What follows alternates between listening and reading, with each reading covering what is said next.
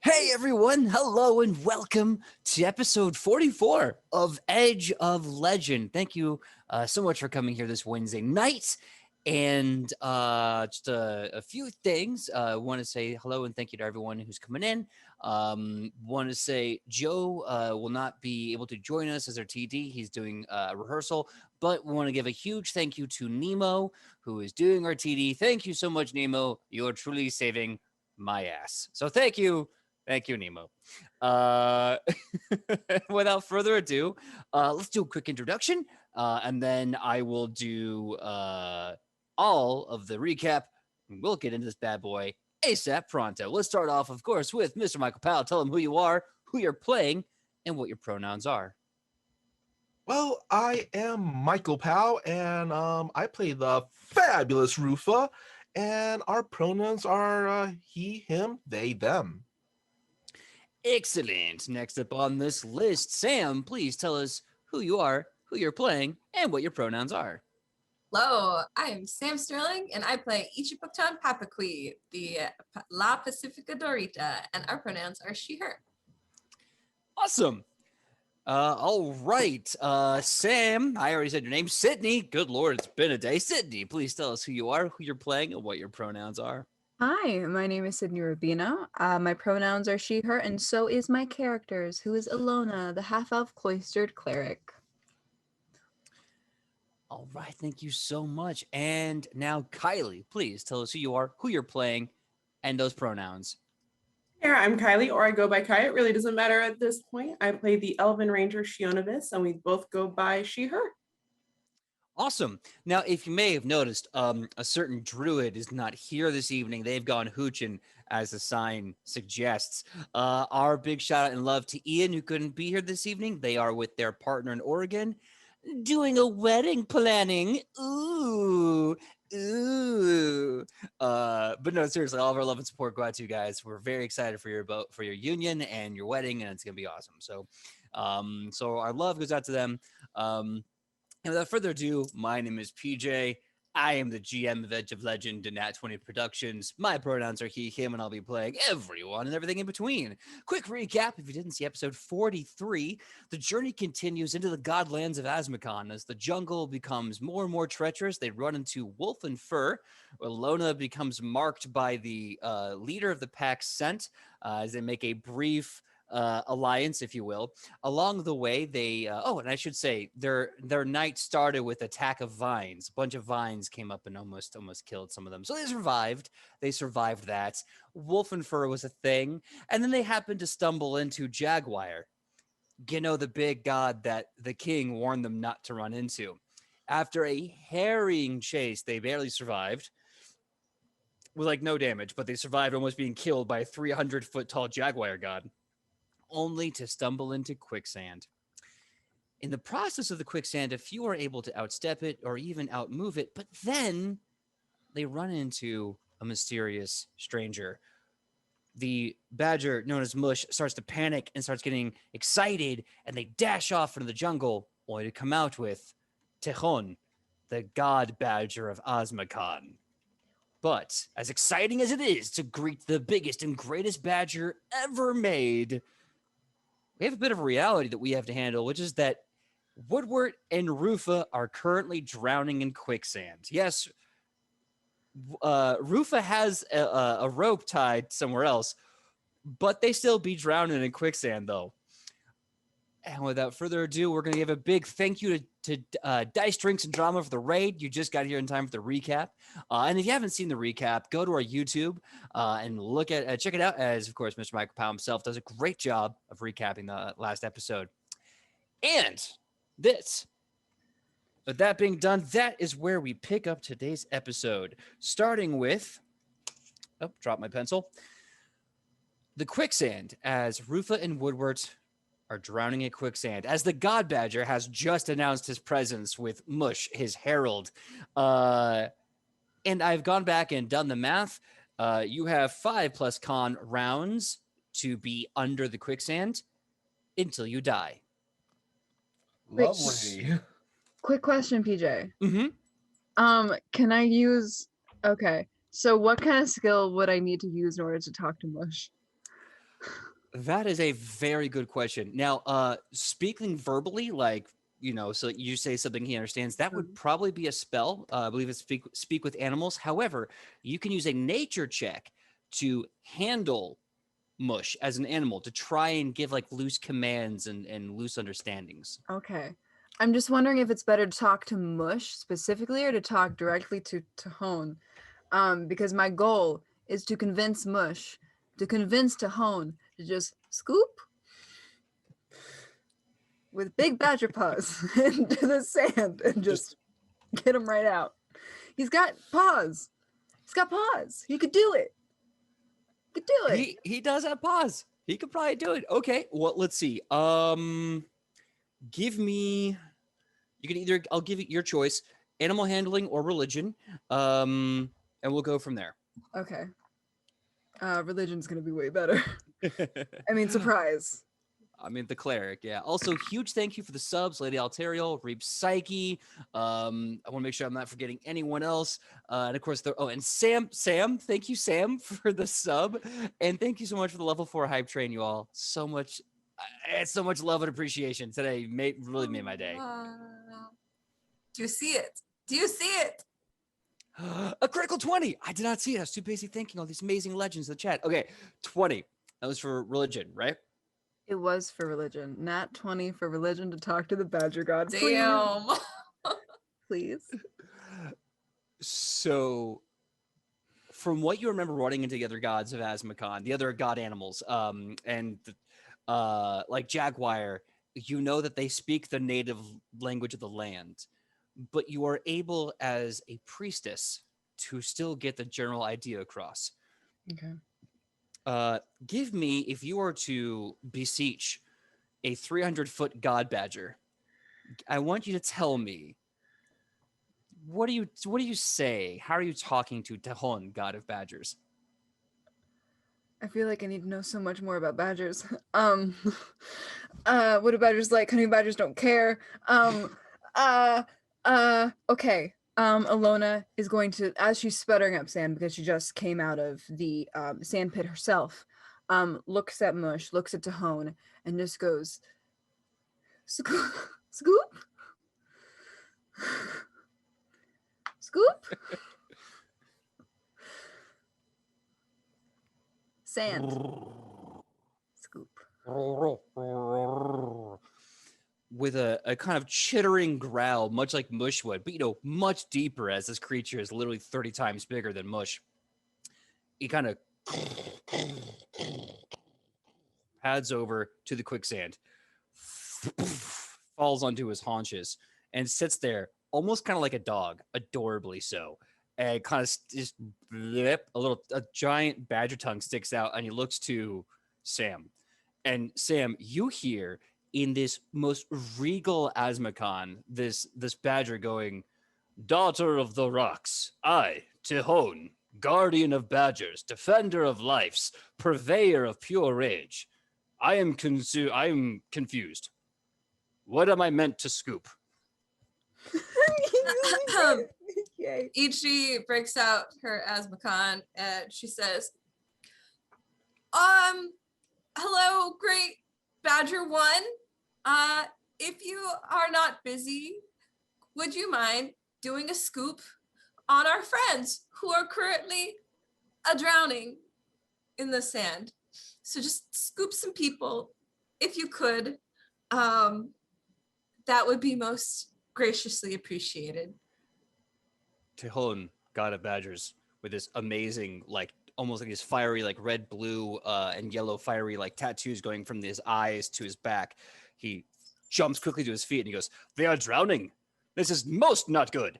And he just starts digging and shoveling all of the quicksand out of the ground. And Rufa, I'm gonna need you to give me an athletics check. Okay. I just had my pencil. Where did I put it? Found it. Behind your ear? No, but in my lap. Dirty 20. A dirty 20. Nice. So suddenly your entire reality, the dark, undulating, suffocating sand water that you're in just gets thrown out of the ground with you in it. Darkness is replaced by now a darkness of fear as your body gets flown and your eyes are closed.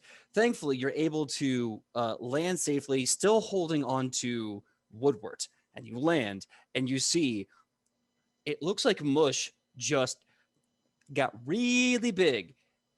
And right in front of him is a pit. This is like easily a 60-foot pit that he has just grabbed all of the churning earth and thrown it out of the ground.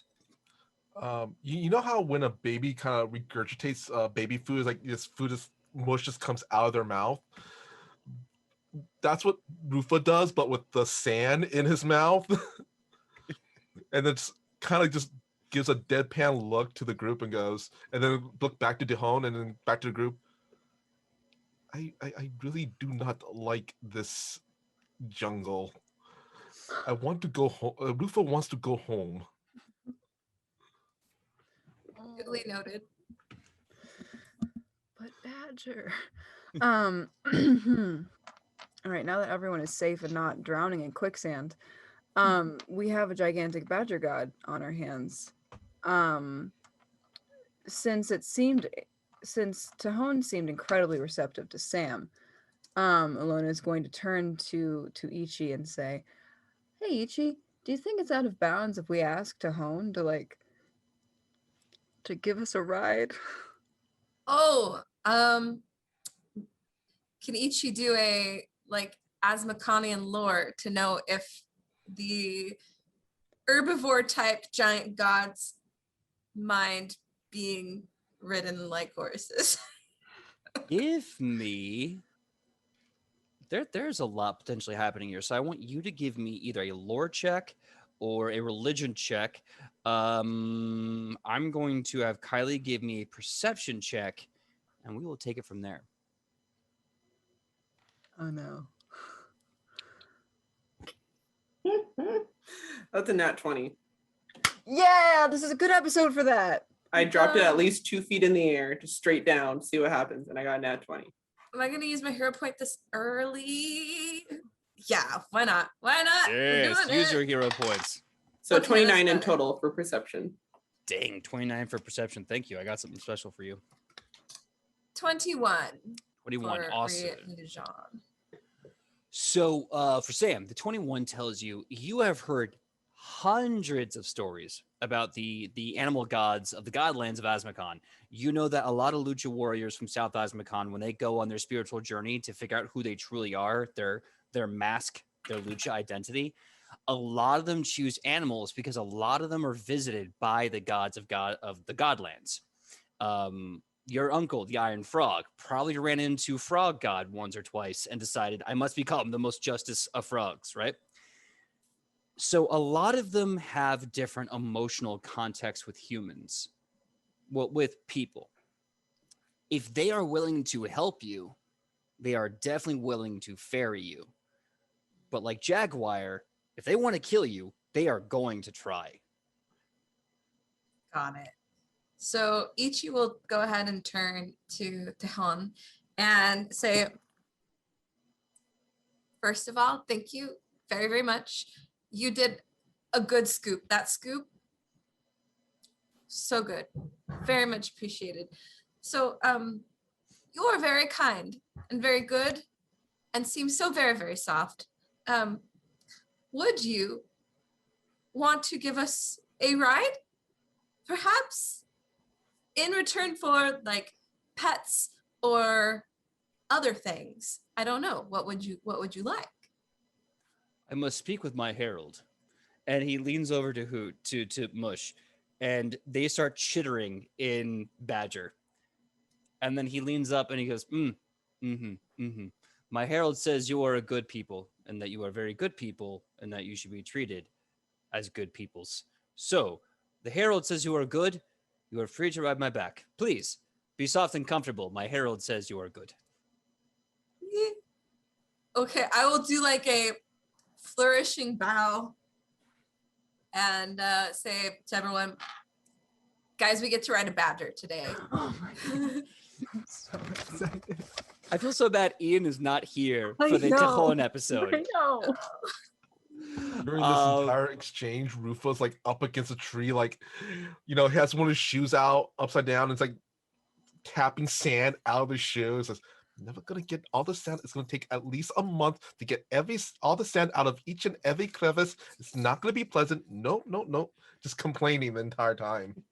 It's what is it? It's small, it's coarse, it gets everywhere. Yeah. And Shionibus, with your critical 20, you've been looking in the sky this whole time. The canopy here, thankfully, is separated enough that you can actually see up there. Two things of concern have flown by your vision. One is a snake with wings that as they flap in the sky, rainbows like glitter and dust left in its wake until the winds and clouds sweep the rainbows gone. That snake flew by a little bit. Following this snake is the biggest, the darkest, shadowiest, angriest looking, one-eyed bat that you have ever seen.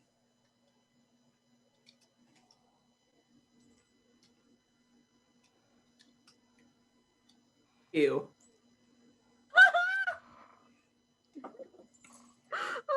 Is it honestly, it's just something in these jungles that does not usually want to innately kill us or eat us. Absolutely not.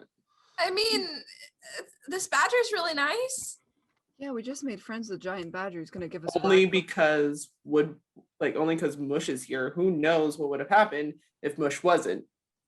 Well, we True, don't have to true. think about that because we have a nice little badger.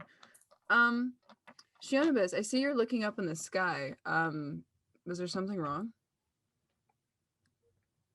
I just saw a snake with wings and a huge freaking bat.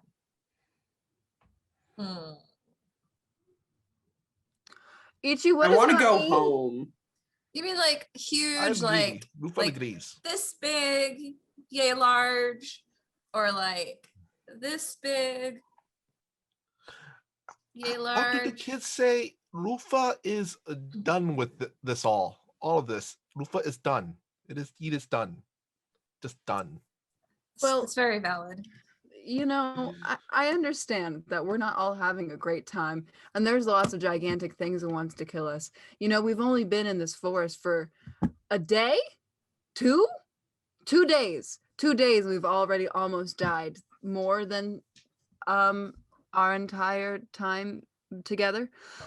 But we have a mission. We're gonna do the mission. We're gonna find the Red Rock tribe so we can stop them from using these gods and these gigantic creatures to their advantage. And I believe that we can do it, even if there's a scary bat with one eye or a flying rainbow snake with wings. Maybe they're nice. You don't judge a book by its cover. Maybe it's a nice one-eyed bat. They just lost an eye. You never know. There's scary things out there we don't understand. Yep. Yeah. Mm-mm. That's right. No. Rufa's just looking at the two with his resting Rufa face. Don't give me that face, Rufa. I know that face. That's your face you have all the time. I guess you can give me that face because that's just your face. All right, fine. Well, let's get on this badger. All right, you all saddle up. As you do, you hear Morel excited. He's like, "I'm gonna ride a giant badger. Oh, he's like a dog, but obviously you're not a dog. You're a great badger." And Tobias is like, "Everything's sweaty on this creature. Everything is sweaty. This is gross." They complain. Badger musk. But It's not sweat. Tobias is like, "Badger musk is not helping. That is not making me feel more secure with my choice of riding Why? this beast." Why It should not? be- You are full of musk yourself, sir. And given what was placed in your sleeping bag by Woodward, this must be an improvement. Yes, Hey. thank for the reminder. That's not doing me any favors to know that something 1/10 the scale of this creature has pissed all over my my bedroll. Thank you. I'm just saying. I'm surprised. Maybe Tejon was drawn here by the smell of you. Also, sorry, Sidney. I think I might have overstepped you on something. What were you gonna say? No, nothing. Just gasps at that insane burn. Insane. So Tejon, who has easily at this point 8 people on his back, he looks to you all, and you hear him say, "Good people, passengers, hold on tight to my fuzzy fur. We're about to go quite fast." Here's what we're gonna do. So instead of doing survival checks to look for food, water, keep the track, and everything else that we normally would do, since you're riding a god, all you have to do is give me an athletics check to hang on. And I need to know where you want to go. Well, he needs to know where you want to go. I didn't think of that we would need athletics checks to stay on the badge. That's another nat 20 for an athletics. Damn, Or Kylie. 25. Can I use my magic duct tape to tape Alona to me? Now, normally the magic duct tape only gives bonuses to checks make to mending, but since it's sticky, I will give it a +2 to athletics checks for cohesion, if you will. Yeah, so Itchy can tell you're a little shaky from coming out of that sand pond. So she's like, just hold on. Stick. I mean, there's also the underlying fact that maybe Ichi's just really tired of saving Alona at this point. I mean, she's It's already living. saved her. I know you should start getting paid. I might need to give you like part of my cut. Not like she knows how to use money anyway. But okay. Well, we need a place to go. So we were supposed to go to the mountains because that's where we think the Red Rock tribe is going to be. So where are the mountains? I believe in the first part of the journey, it was discovered to be east. You have to go eastward to the east part of the jungle where the mountains should be. Well, then let's relay that to Tejon. In the meantime, I got a 6. I was worried about that. It's Okay. rough. With your +2? Be right Oh, back. sorry. No, that's an 8. That's an 8. There we go. Right? Not the worst. You're right. It's not the worst. With the duct tape, maybe I'll be super lucky, and instead of falling off and ripping off some of Tejon's hair, I'll just fall off and die immediately from embarrassment. You know. Yeah. So, alrighty. With the +2 as a 6, that's No. not good. +2 is an 8. Sorry. +2 is an 8. Thank you. 8. We'll get to that in just a second. Michael, what is your athletics check? 23. Sam, what was your athletics check to hold on to for yourself? 15. 15. Okay, cool. So, one moment. Cool. Okay. So Tejon goes, "Oh yes, the mountains. I know them well. Eastward. We shall go." And then, you know how a roller coaster has that build of kinetic energy? Like it's that calm before the storm, and then suddenly everything just woof. That's Tejon. 0 to 60 in 0.9 seconds, and it's just build, fire off, and he is booking it.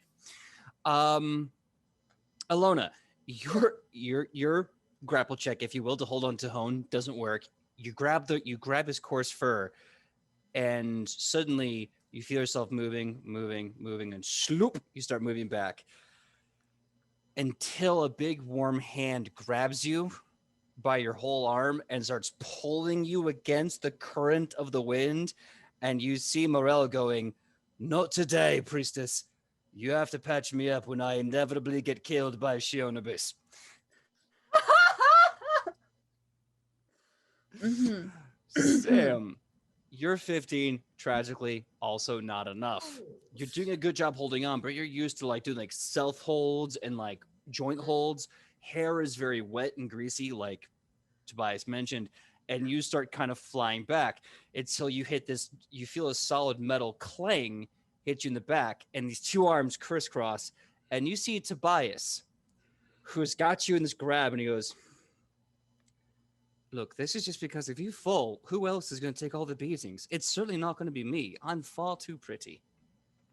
We're never going to speak of this again. I wouldn't dream of it, my dear." Deal. Yes. You're very warm. Do you work out? What do you think? We're never gonna speak of this again. And then he just like awkwardly doesn't let go, but basically kind of loosens his grip on you a little bit. So you just the giant dash continues until finally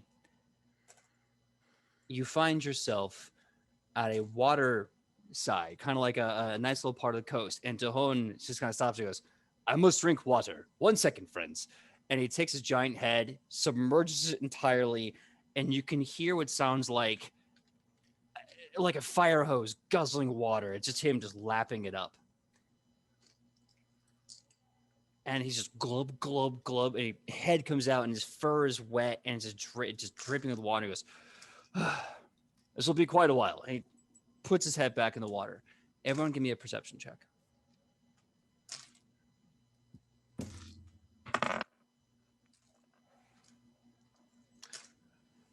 Nat 20. We're doing so good this early. This is amazing. All these 20s just keep popping up. I love it. Don't Which jinx makes me us, guys. very worried later on. Knocking on wood. So much wood. Wood. That is a 13. 13? Kylie, what was yours? 15. 15. Sam. Wait, is that a 6 or wait. a 9? No, 15. That's a 6. Okay. Sam? Was a 12 for me.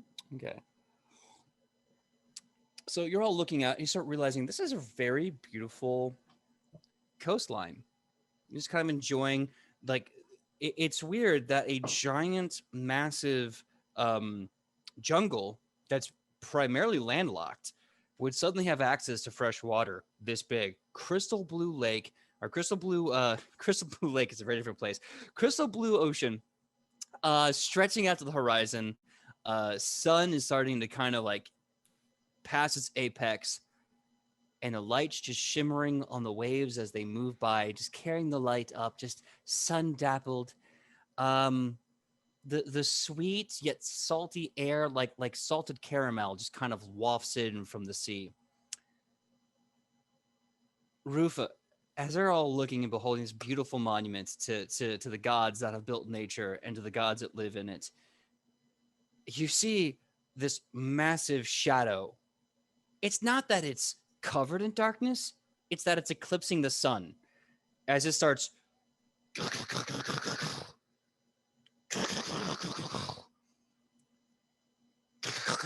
and it's just pounding its footsteps. And you look and you see a crab about the size of Tejon with arms up in that quintessential nature pose of "come at me, bro."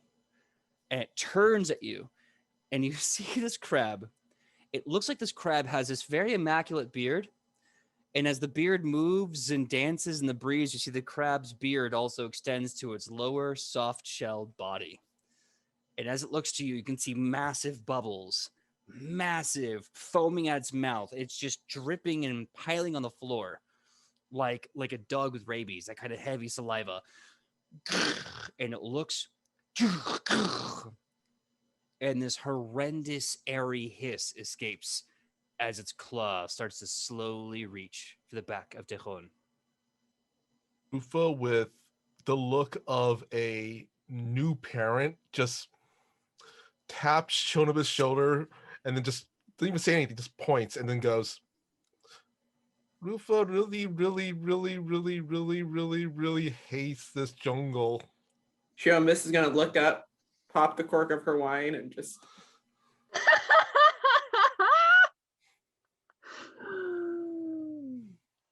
Crap. All right. Everyone, roll initiative. Say the thing. I hate it here. Is this gonna be a kaiju fight with us in the back of a kaiju?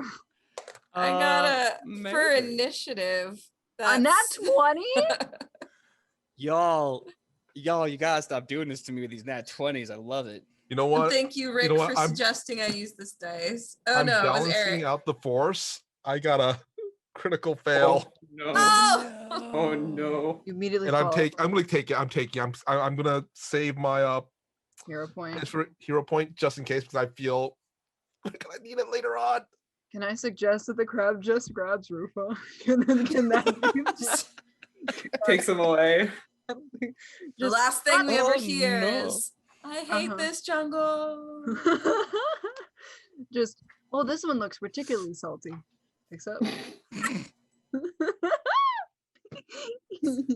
you wore the Jaguar shirt today, Rufa. Come on, Michael. I should have worn my crab shirt, I guess. I do have a crab shirt Oh. somewhere. Come on. Don't be crabby. Aw, do we get hero points for these puns, PJ? PJ, I'll tell you the what. bonus for funny. I'll give a hero point for the crabby pun once combat starts. Okay, I'll accept this. So let's see here. Kylie, I'm gonna need your initiative. 23.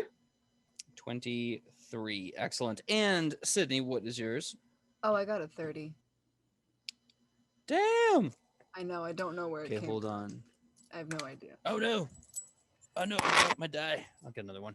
I got so many. Oh, I guess if we have to add our perception, then my one with everything together will be a 10. Okay. That may come in handy. Yeah. Okay.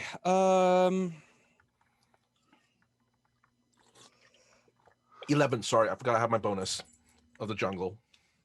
Okay. 11. Mhm. Good.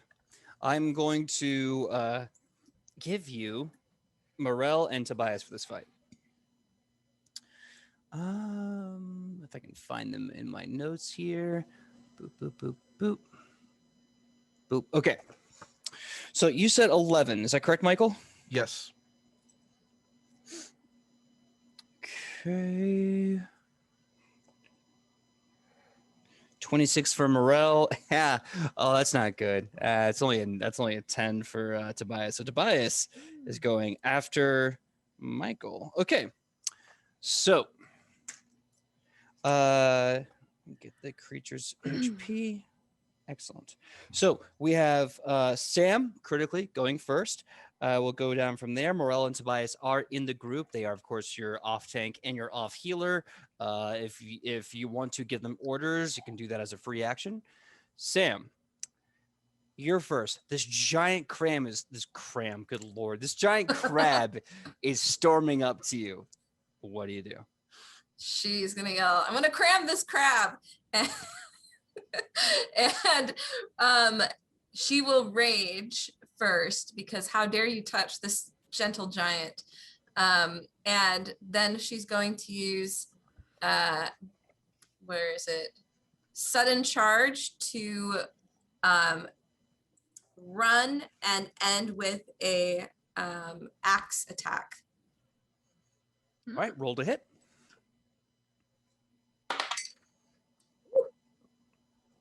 That was a wild. I wish there was a dice cam. You could see that. I had to like elbow it from falling off the desk, but it ended up really good. So let's see. That is a calculator. Oh gosh, I don't know how to use a calculator. 26 to hit. You were a few points shy of a dirty crit, but that absolutely hits. I could have sworn you were gonna say that it didn't hit. And I was I like, know. I was like, what are we facing here? Dear Lord. Okay. All right, rolling some damage. That is 8 plus 4 equals. Oh, and I'm raging. So we've got my +3. That's 15 points of damage. 15. I have to ask, what type of damage is it? Ooh, this is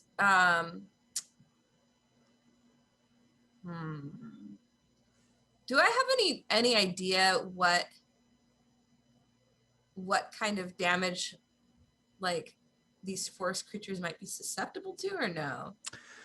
If you are trained, first of all, if you are trained in nature, you can do a recall check or recall knowledge check to try to recall knowledge about soft-shelled hairy crabs, the size of a skyscraper. Yeah, I'm not So trained, so I will just go with negative damage. no, it's okay. What's the weapon? It's your axe or your hammer? The axe. Axe. And the axe is a bludgeon, it's a slashing weapon, correct? Yes. Okay, cool. Cool. All right. So you said 15? Yes. Okay. So you swing your weapon into it, and you can feel that while it was a strong hit, the natural weird squishy carapace of this crab covered in fur seems to have kind of taken some of the blow off of it. Crabby. All right. I believe you have one action left if you wish to take it. I raged and then I bashing charge. So Correct. that was two actions and the rage, which is one action. So that's 3. Yes, you are correct. Sid, your turn. Okay, I'm going to cast Sanctuary onto Hone. So they're warded basically against the crab. And they can't attack the enemy or else the ward will be broken, but the enemy has to roll to save against the ward if they try to attack to Hone directly. Okay. Yeah. Cool. The minute you cast a spell on Tajon, his whole body glows, and it like you can see this blue, yellow, and red fire just coming off him in waves. And he kind of pokes his head out of the water for a second. He goes, "Nope," and he puts it back down to drink more. Please continue. I think that's my wait. Is that my turn? Can I do more things? I think it's 2 actions to cast I that think spell. 2 actions. The rest of my action, I'm going to. Who's after me? After you, you see Morel is jumping into combat. Okay, I cast guidance on Morel. I'm just gonna tap him on the back and I say, Okay. "Thank you for saving me earlier. Let's go protect this badger." And then I hold on for dear life so we don't fall off again. All right. Next up is Morel. Morel sees a crab, and he goes, "Well, I don't feel guilty if I bit you, because worst case scenario, I've buttered crab for a week." And he gets a critical 20 hit against the crab. Yes, beefy boy. All right, here we go. All right. And that's bludgeoning. Okay, so that's, oh God. No. Okay, so he jumps off Tejon.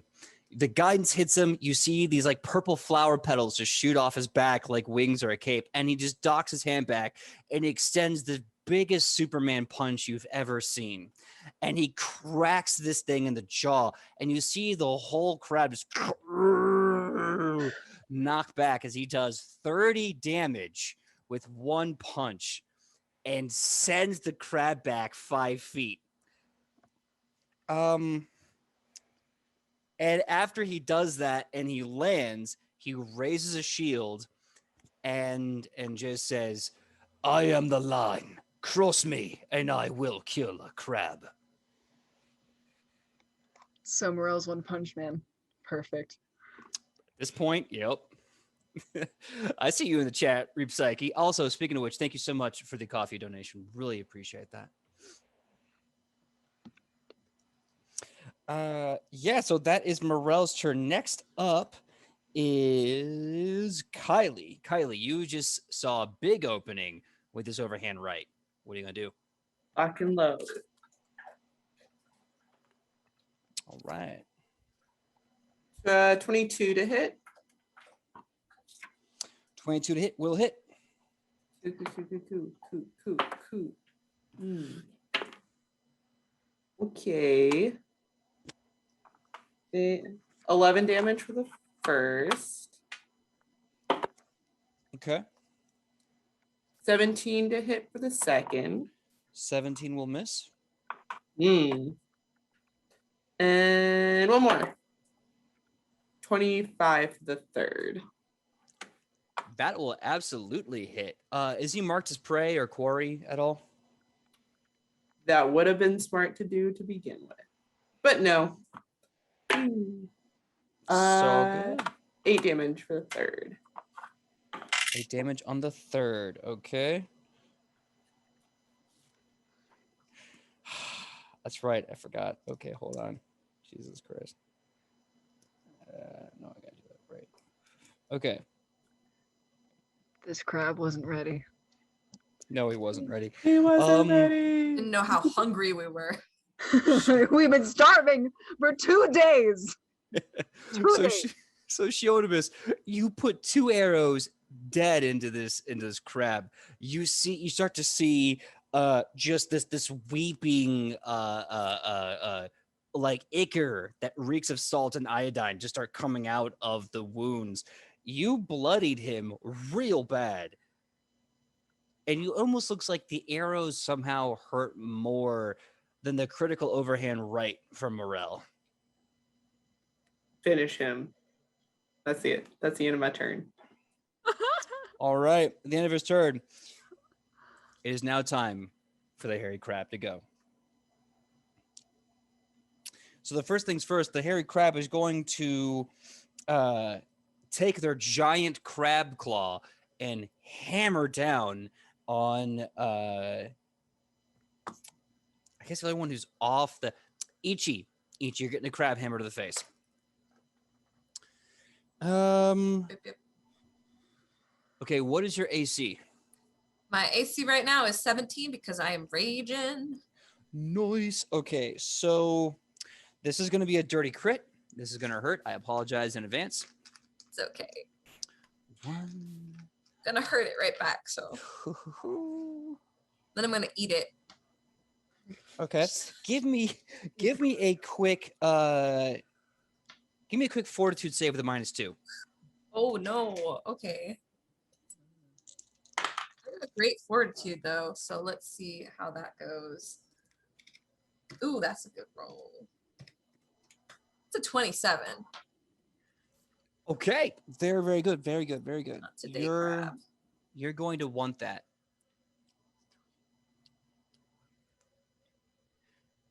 You take crit. So you take 47 damage as this massive claw just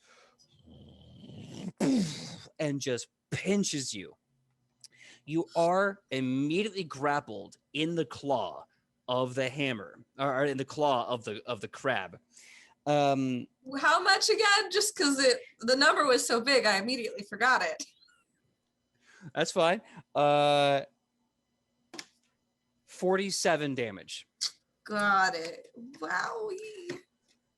Yeah, because it crit. Otherwise, it would have been much less. It takes this damage, and you are grappled in its claw. The good thing is it tries to lift you up, and it kind of like starts to kind of struggle and strain as it can't lift you up that much. The fortitude save was against the immediate constrict value, which if you had failed the constrict value, you would have taken 2d12 damage. Oh no. Okay. So you didn't take that. But you can tell it's now trying to crush you in its grasp. With its other action, it's going to take a minus to this. It's going to try and bash. Alone, remind me, it has to make a will save to attack anyone standing on Tahon, correct? Yeah. Because you blessed. Okay, so he's going to make a will save to see if he can attack anyone on Tahon. Well, crud. What's the DC to beat? My spell DC is 18. Okay.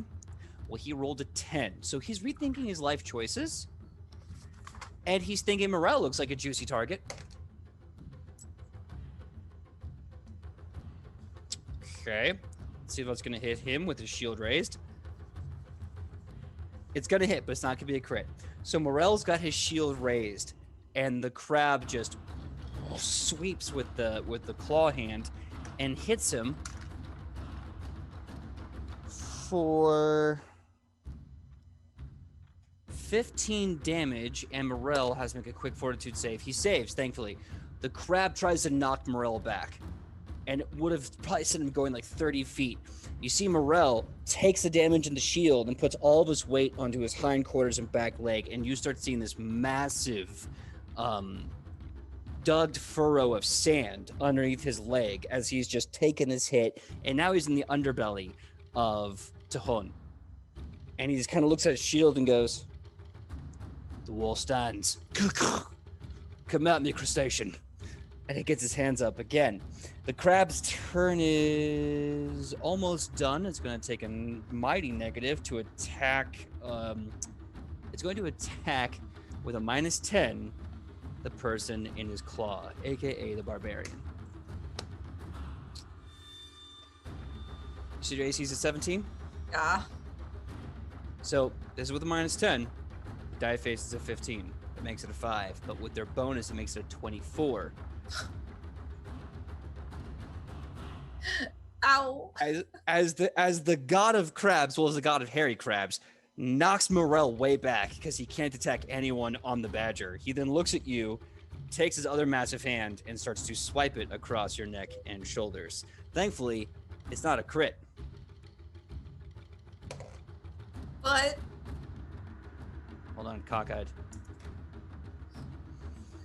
This is bad. You take Cody, 18 this damage. bar sucks. oh, I'm down. This bar, this How jungle bad are you in the sucks. negative? Let's see. Let me do 7. -7. 7. Okay. -7. You are now in dying 1. You have 4 rounds of dying until you are dead. If at any point someone casts a healing spell on you, or on your turn you roll a recovery check, you can come back from this dying count, but you'll be at wounded 1. That being said, the crab is done. Next up, Michael. Michael, the crab just knocked both your tanks out of the fight. What are you gonna do?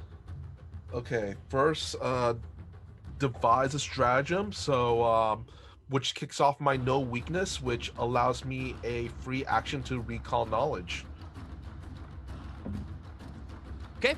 All right, go right ahead. What knowledge do you want me to recall to know weaknesses of hairy crabs? This would be a nature check. Okay.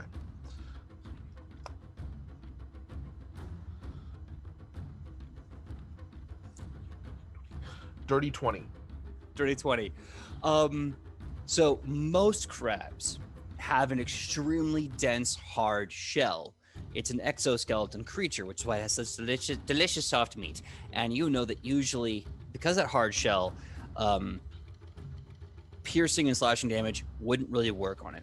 However, this has a soft body with dense layers of fur. You know that in order to hurt this thing, you need piercing damage to bypass its extra tough defenses. But also, that hair looks very flammable.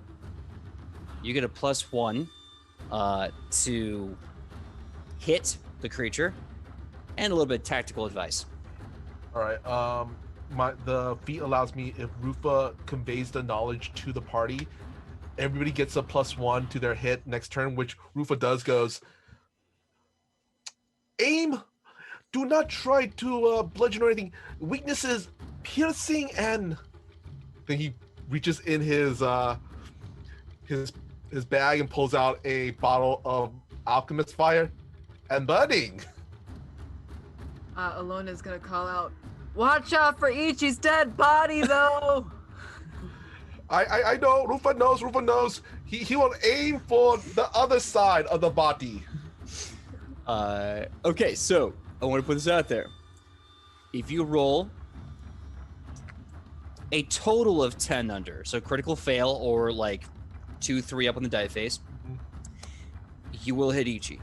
Now, if you want to spend 2 actions to move around this massive creature, that threat will be gone because you will be at the other end of the creature.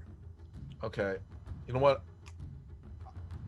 I'm gonna play on the safe side this time Mhm. to roll to the other side of the hairy crab god and lob with my remaining one action to lob the moderate alchemist fire. All right, give me a roll to hit its AC. Okay. Actually, wait. Since I did do a devised stratagem, it allowed you to do a pre-roll, so just to check, so just in case I get that nat 1. I feel you. I feel you. We don't want a nat 1. That'd be bad right about now. Thank God I didn't. Okay, that's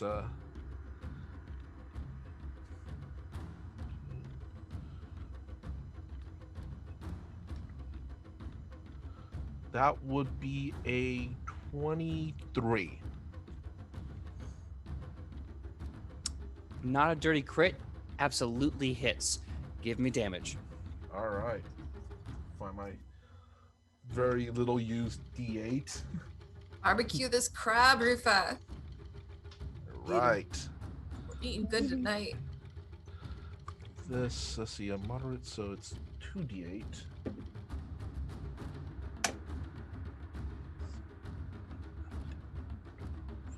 So that would be 12 fire damage on top of 2 persistent fire damage and 2 fire splash damage. Okay, it is a huge sized creature, which means the 2 splash damage I'm going to add into that 12, which means it takes 14 fire damage from that attack in total, and it has 2 persistent fire. All right, 2% fire. So Michael, you grab this, you make a full circle.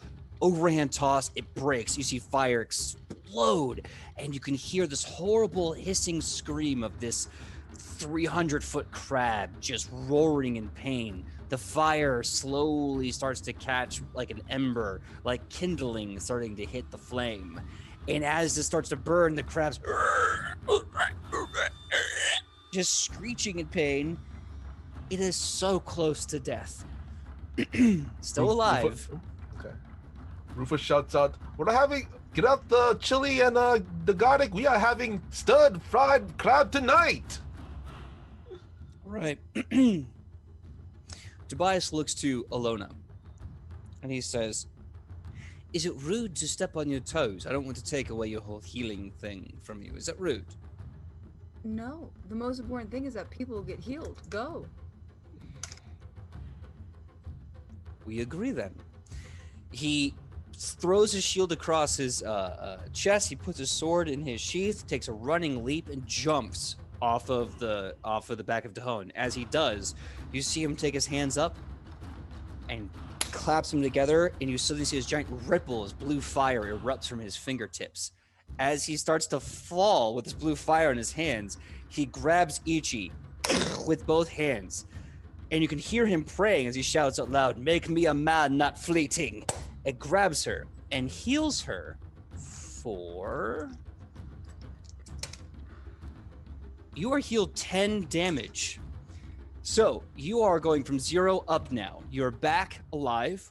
You're wounded 1 with 10 HP. And then you start to feel your body kind of have this as Tobias is hanging on to you now and going, What? "I didn't think this one through." Oh, thanks. Did he use lay on I mean, hands? but you're welcome. Hang on. You're welcome.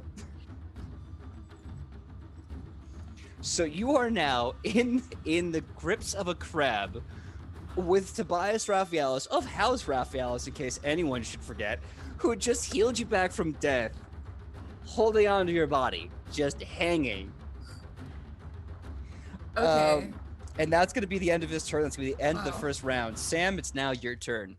Okay. Do I see pointy rocks in the near vicinity? I will give you a free perception check. Okay. Come on. Okay. 23. 23.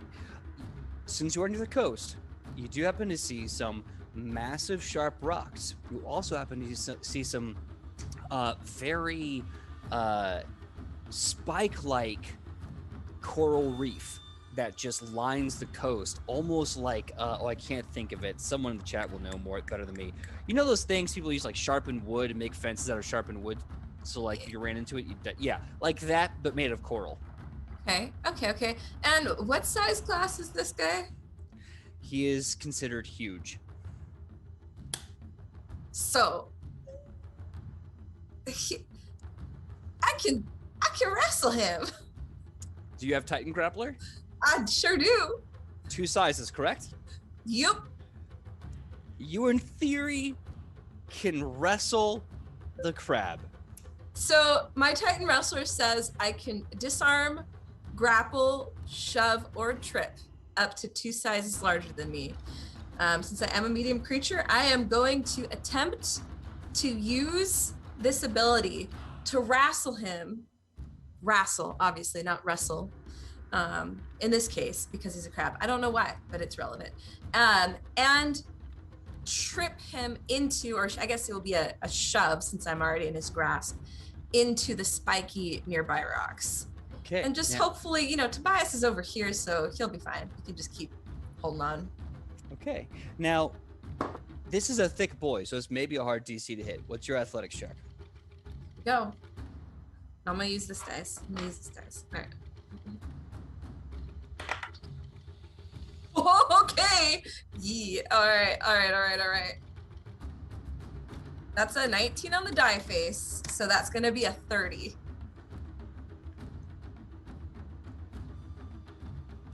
I want to put this out there. The DC you had to beat to grapple this creature at all with any effect was a 29. You beat it. You meet it and you beat it. Okay. Ichi, here's what I want you to do. I want you to roll for me.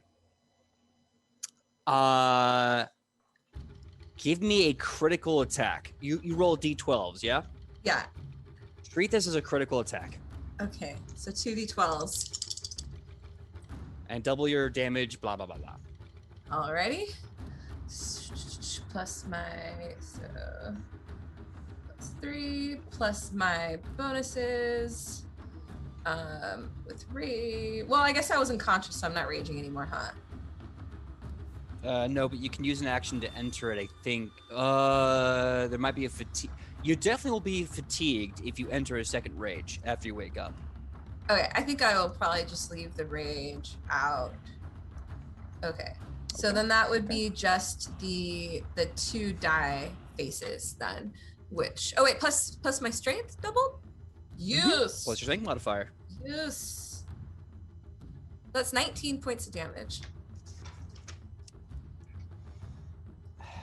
Okay.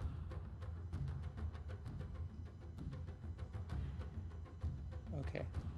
What is this? Yeah. This tone of voice, what does it mean? He seems so disappointed in himself. So, the crab is on fire. The Tobias is hanging from the legs of the luchadora who is grappled by this creature. Sam, I need you to tell me the tale of how you impale this crab on the spikes like some Mortal Kombat finishing move. Okay, so Tobias revives Ichi, and she sees this just flaming crab situation and realizes ain't no crab gonna hold Ichi down, all right? So as she's being grappled, she's going to basically do a kind of flip. So all of Tobias's body weight gets kind of flipped over this crab claw, which hopefully will bring the momentum of his body around, and then she'll land with all her force, edging this crab into the coral reef with like basically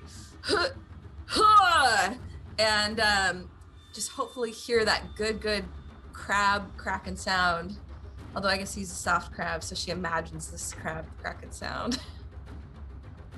So you do this crazy flip. Tobias is thrown safely onto Dahon.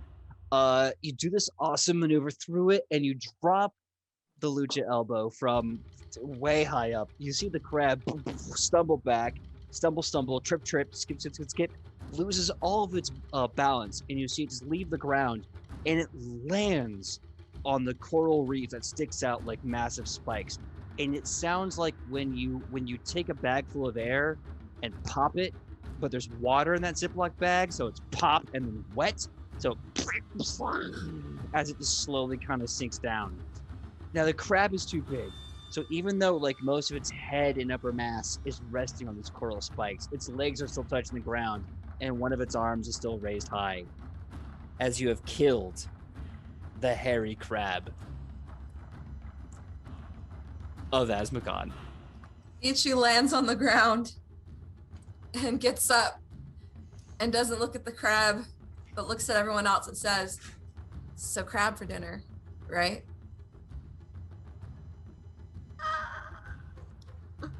You're the strongest rock dwarf that ever was! Alona starts chanting, Ichi, Ichi, Ichi, Ichi. You start hearing all these voices go, Ichi, Ichi. Out of the water, you see a bunch of tribesmen of seedlings just come out of the water from off from the coast into the land. Ichi, Ichi, Ichi. And as you look, you see they have like kelp and seaweed necklaces with shells tied to it. You see they have these massive spiny carapaces that they're wearing as armor and clothes. Their limbs are tiny and sinuous, but for gloves, they have massive crab hands, and they carry these sharp and gnarly weapons made out of coral and reef. And joining in this chant, you see all of coral and reef going, Ichi, Ichi. And then one of them takes their helmet, turns it around. You see an eyeball sticking out of it, and this little mouth with these little teeth and no lips just kind of goes, wait, who is Ichi? What are we celebrating? What has happened? Are they talking in Osmocon? Yep. Oh. She'll turn around slowly. Oh, hi. I'm Ichi. I have brought you this offering of delicious crab. Would you like to share it? In Sylvan, they begin to speak. And they go, she has killed the great hairy crab. The great hairy crab? Not like the greatest, but like the second greatest. But not the god crab. No. God crab is sleeping. So what do we do about this? I don't know. I say we talk. Look how easily they killed the giant crab. And they start walking sideways until they stop and they turn to look at you directly. The one has turned his helmet around, so you see his giant eyeball just peering out. And in Sylvan, they continue to say, did you kill the giant crab? Ilona starts speaking in Sylvan to them. We did, because we have an Ichi. I hear the word Ichi, and I just go,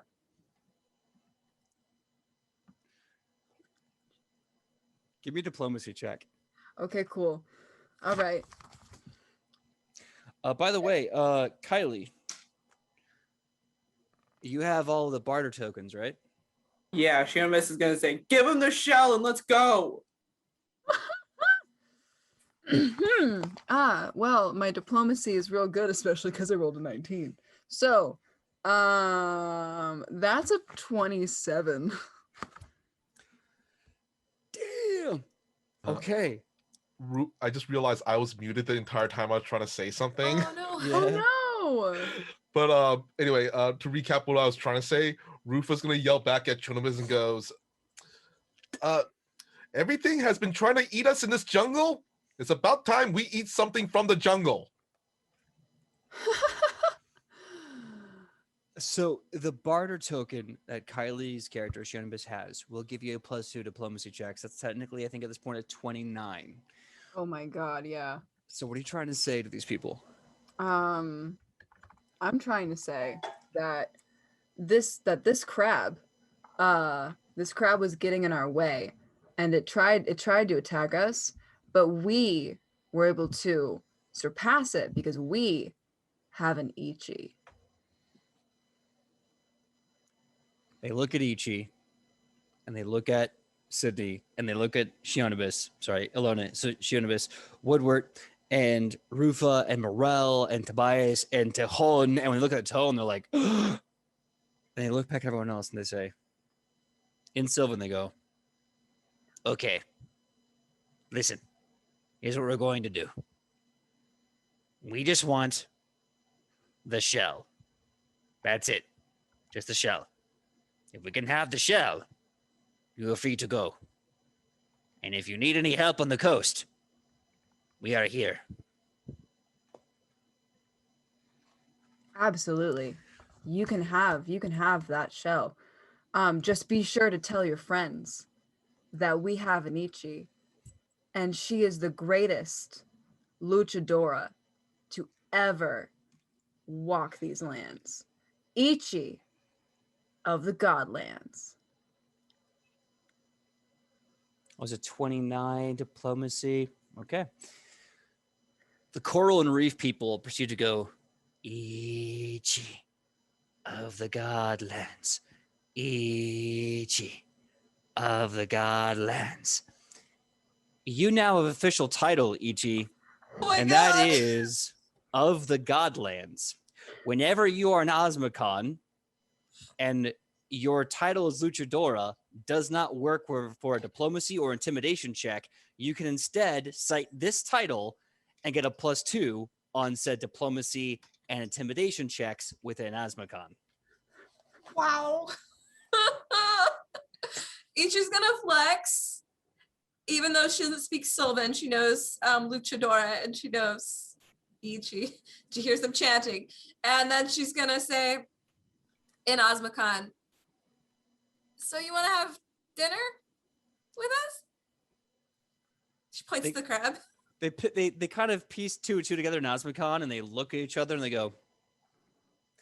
You see one of them go, spits out a pearl, throws it in the ground. Suddenly, this giant fire erupts, and in very slow Osmocon, they say, "We would love food, please." Do you mind if I take over the food dialogue here? I was gonna point him straight to Rufa. I think that's almost a given, considering how you're a chef in and out of character. All right. I want to Rufa- take a quick second to say hello, Tabletop Rolls. Thank you for the raid, and hello back to you. Rufa has Morel and Tobias help remove the legs of the hairy crab and also burn off all the hair. So Mhm. just the meat and everything and the soft shell. Flip the main body of the crab over the fire to use that, all the innards and stuff, as a bowl. Stir fry in some do you mind if I just say he gets some chili and some garlic and ginger and stuff like that from the seedlings? I will say that the crabs, the coral and reef people tribe of seedlings look in their pouches and they pull out some herbs that they have from the first group of seedlings you met, the leaf and seed, the leaf and root, and they're like, add these, they say in like really bad Osmocon. Yeah.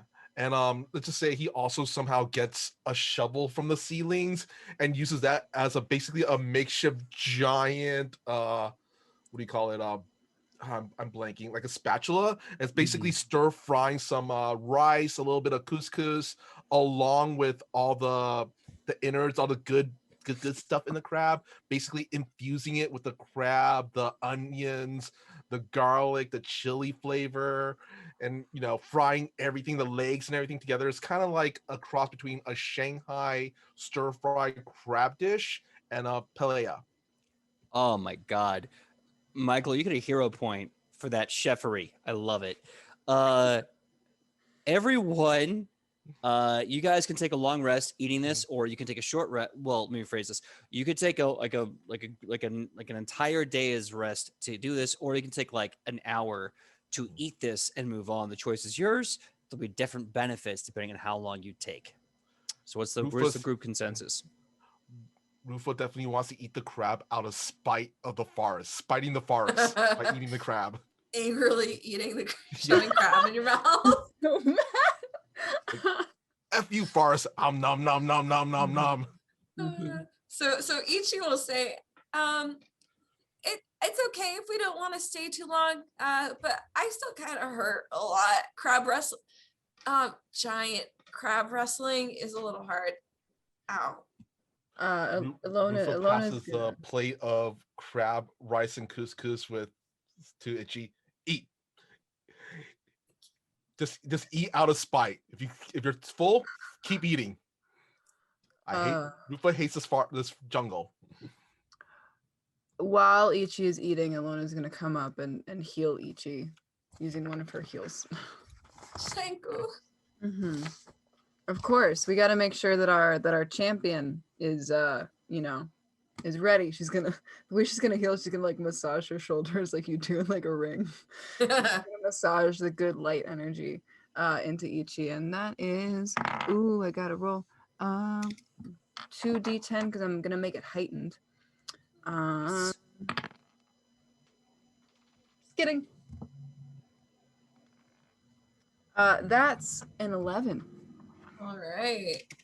Then I will also use my rune of Afra to recover my con modifier. All right. Yes. All right. So I'm about halfway down. Nope, still less than half. Wait, no. Sorry, I got that wrong.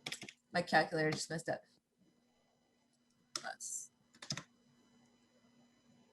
Around half. Yeah, around half. Okay.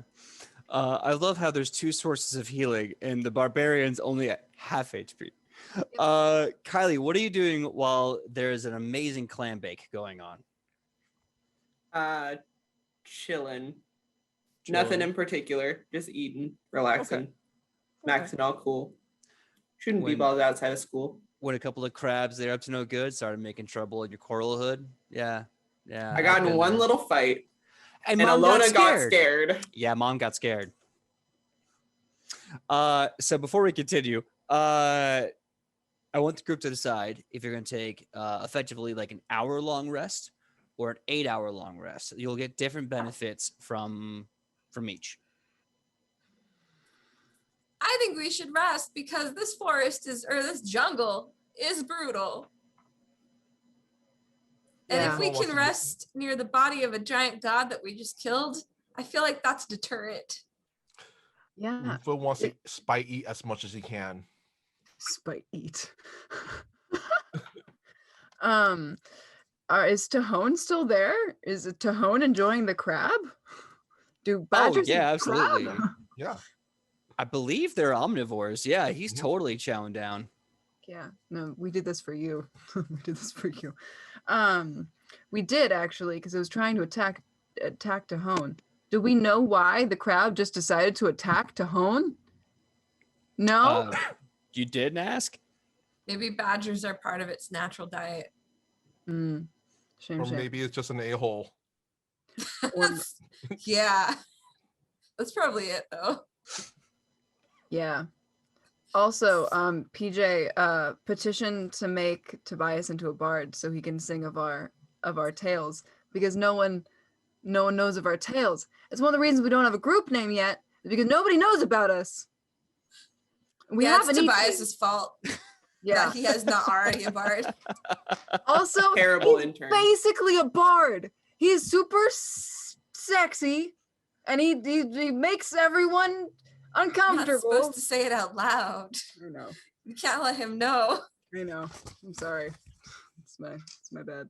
Oh my god. Okay. Noted. Maybe when y'all level up, I might step into a level of bard, but so far he's still a paladin of Minerva. Good. Well, anybody opposed to taking a long rest? I'm down for a long rest. Yeah, let's go. Let's do a long rest. Okay. And also I want to say, don't classify all bards like that. I'm planning on playing a bard down the line. Mm-hmm.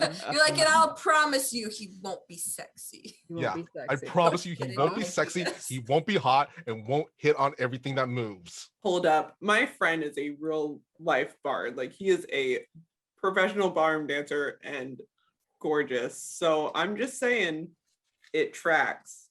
Yeah, most bards are very attractive people. Yep. That's Yeah. a thing. Yep. To, We know a to lot of guys- bards. We're just all saying- bards here, to be honest. Lost Thought made a very good point. William Murderface. He's a bard. William Murderface. William Murderface is definitely a bard, and he is definitely not an attractive bard, but he is part of Metalocalypse, so I give him points for that. Okay, so long rest. Okay, normally in a long rest, you would get your Constitution modifier multiplied by your level of hit points back. Since you are feasting on God Crab, you all are healed. You're full HP. You do not have to make any checks to subsist for food on the next day's journey, assuming you're probably still rocketing at the speed of Tahon. And last but not least, you get a +1 to damage as you are now fully invigorated. This will also go with ranged weapons. So Is make a note. my wounded one gone?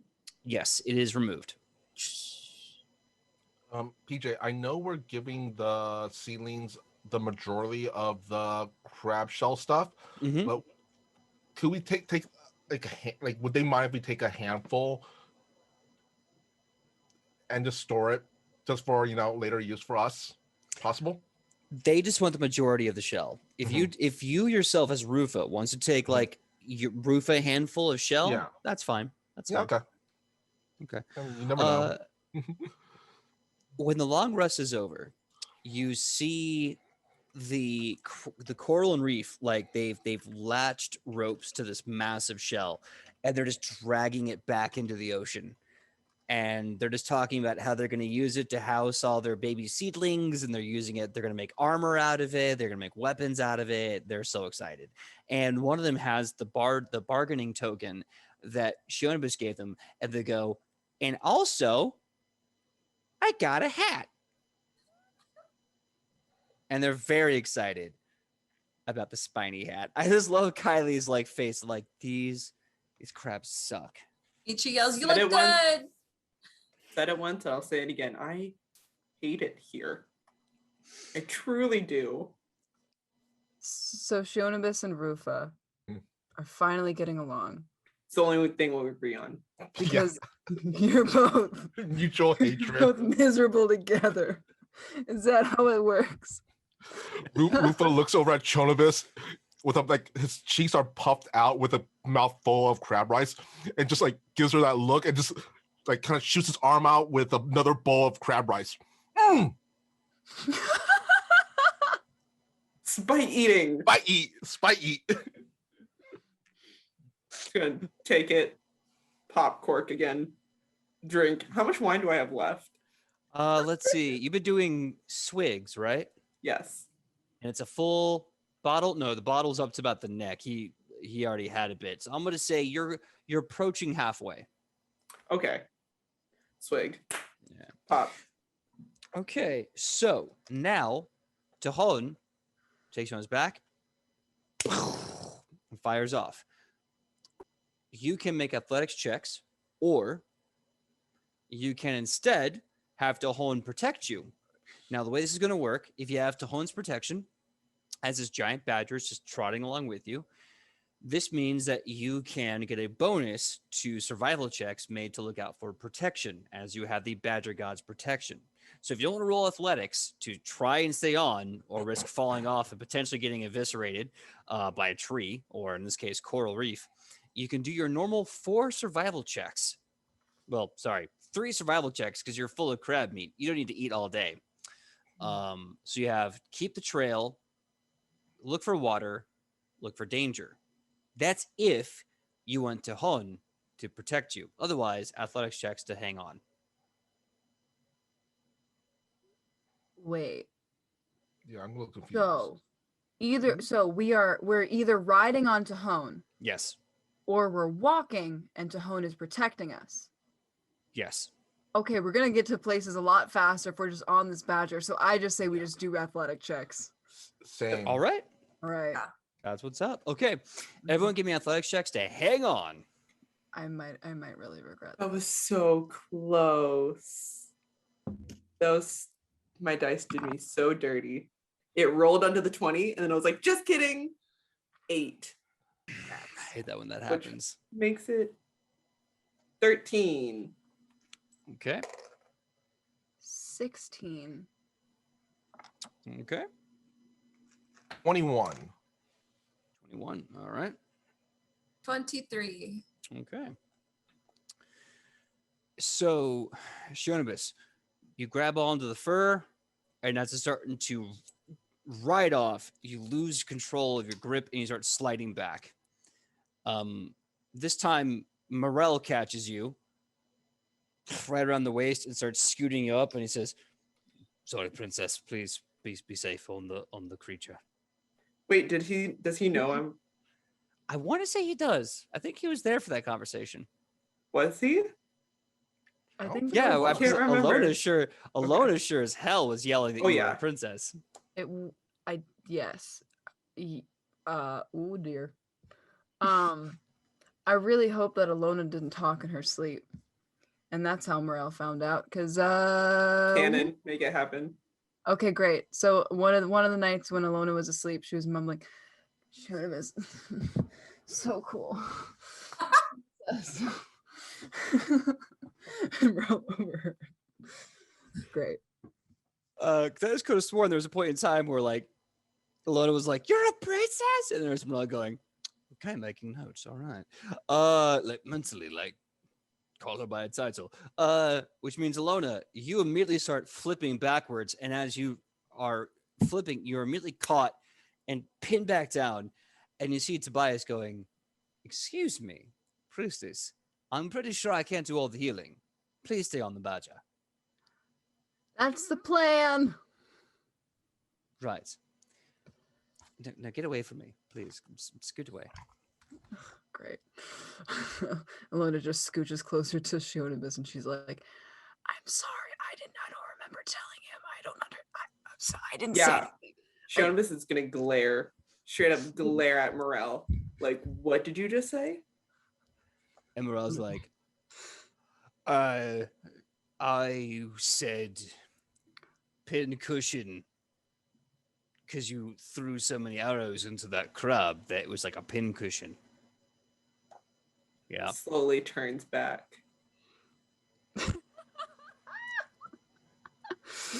Uh-huh. No, you're good. You're good. Tobias is weird. I don't blame you for scooting closer. Yeah.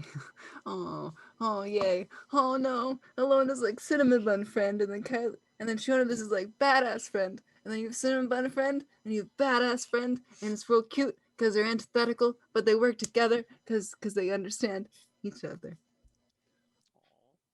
So it's like our actual friendship. I know, yeah. Yep. Pretty much. So Tahone eventually comes to a stop. It's a slow stop.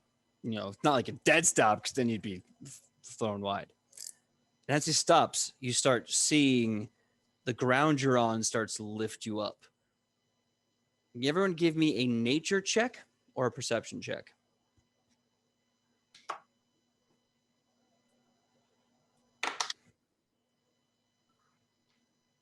$23. Same. Also Okay. 23. Oh, perception. Say Okay. perception. 28. All right. Combo breaker, but I'll take it. Weird. For that weird bit of serendipity, you all start to realize the reason why all of a sudden the ground is rising up around you is because you're literally on Tahone's fur, and his fur is bristling Oh with no. fear and anger. And you can see Mush too at his normal position, like behind the back of the head, as a good Herald Mush should be. And even his like tail is just big and fluffy. And Tone just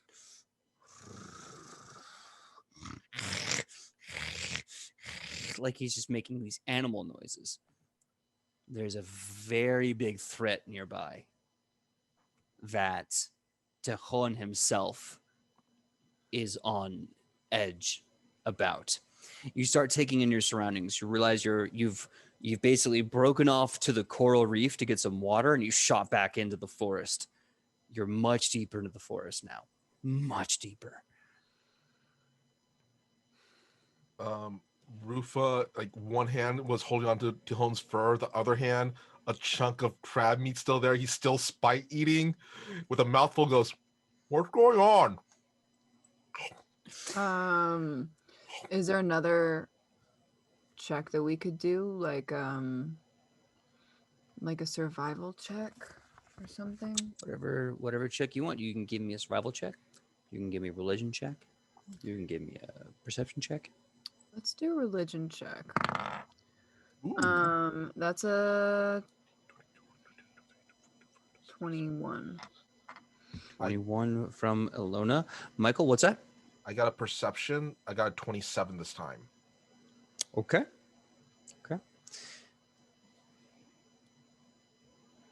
Question. Yes. So I rolled something. Okay. Nat 20, by the way. Can I do nature to see if I can hear anything? For hearing, I'd say perception. Okay, then 29. Dope. Awesome. If you do nature, you can also recall knowledge or something. Perception is more to see here. I don't have recall knowledge, so. Okay. Sam. Oh, I didn't roll anything. I will roll perception right now to just try to. Oh, it's not good. It's a 4 on the die face, so I'm just gonna. Okay. Just So thinking about crab. delicious, sweet, buttery crab. White crab. Kylie, you hear 3 sounds. The first one, the one that takes a second to really train your ear to hear past, is the bristling, seething anger of Tehon. Once you get past that, you can hear the jungle and the sounds of the jungle. And then you hear one voice and one sound. The voice goes like this. I do not understand. I come with you with an offer, and you do not even pay me my due respects. I must ask you why. Why do you find it so impossible to trust me? And the other sound you hear is just a hissy, breathy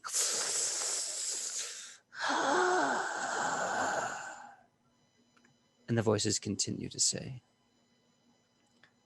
I see. You have been talking to those bird flyers. I do not suffer the presence of any bird flyers or people. If you are wise, you will do the same. And then another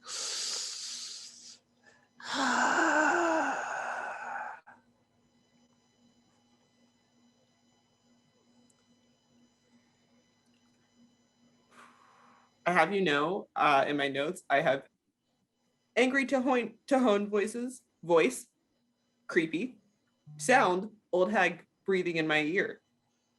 This is how I describe things in my notes. Will they make sense later? Probably not. Look, last game's notes are just, next game's surprises. That's really all it is.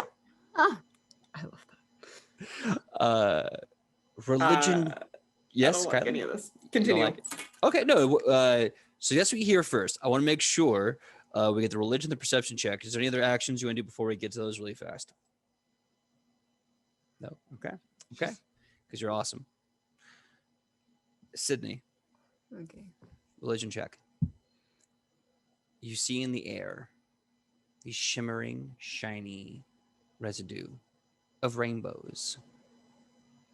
And it seems to extend deep into the foresty jungle in front of you.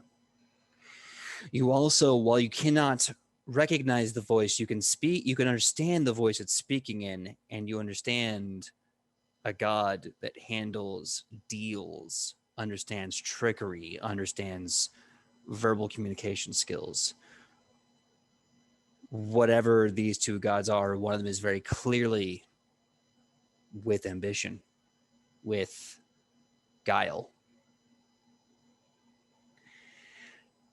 Next up, Michael, you see from the dense thicket of this jungle canopy, of this forest jungle, a long shadow breaking from it.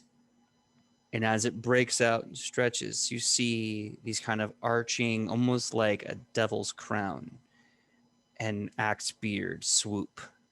This long shadow breaking from the jungle.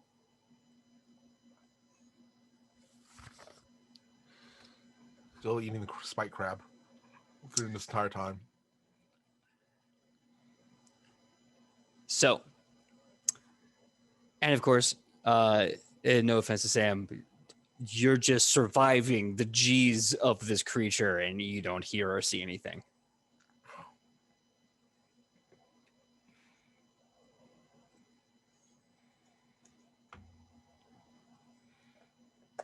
The one thing I do see is Rufa continuing to eat crab. So Ichi says, you're not full yet? Ufa is full, but his heart isn't. And this is the story of how Rufa can't eat crab anymore. Yeah.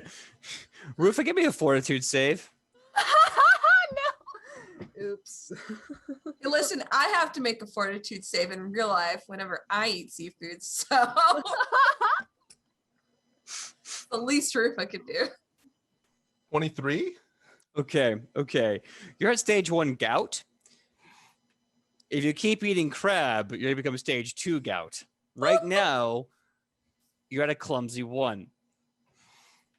Oh my god. Now, Gout sucks. it's not fun, but you eat a lot of shellfish, you eat a lot of fish and salty food. It's going to happen. Now, that being said, Shonibus, you heard these two voices. Well, a voice and a sound. Alona, you're kind of picking up this vibe, this religious manipulator vibe. And Michael, you've seen this terrifying shadow breaching the thicket of the jungle. As a group, seeing Tahone's seething untrust of what's behind that canopy curtain. The question is, what do you do?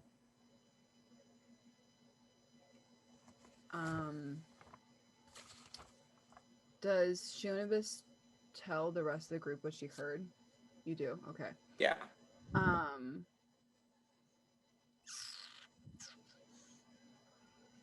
Okay. So basically, Alona is going to improv on the spot and use a diplomacy check to call out to the creatures, because they know that they're there, to call out to the creatures and ask them about the rock flyers that they mentioned earlier. Okay, give me a diplomacy check. Hero point. For real, hero point. Hero point. Hey, Dice, guess what? You were real nice to me. Be nice to me now. And they were kind of nice. It's not the worst. It's not the best. But it was kind of nice. 23 diplomacy to the potentially hostile gods. So you say like, "Hey, well, actually, no, tell me, what do you say?" Oh, I sure will. Gee willikers. Alona is going to ruffle through Tahone's hair and gently climb up onto their head to peek out and call out, "We know something about the rock flyers. What do you know about them?" Suddenly, a massive gust of wind breaks through the canopy's verdant curtain. Now, mostly, Tone's body absorbs all the wind and you're not thrown off at all, but you definitely can feel across your back and in your hair this gust of wind. Kylie, really quick, give me the perception check.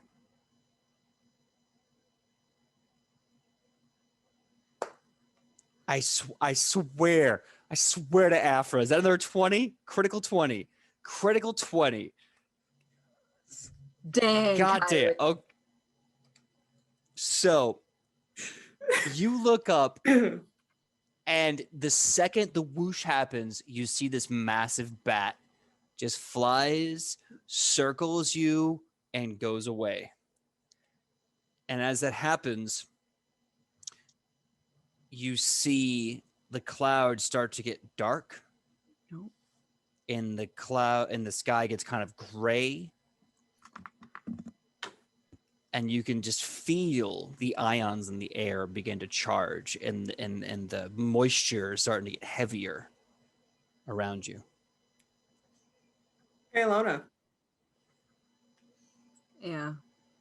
You know when you said, hey, that flying snake and that bat might be nice.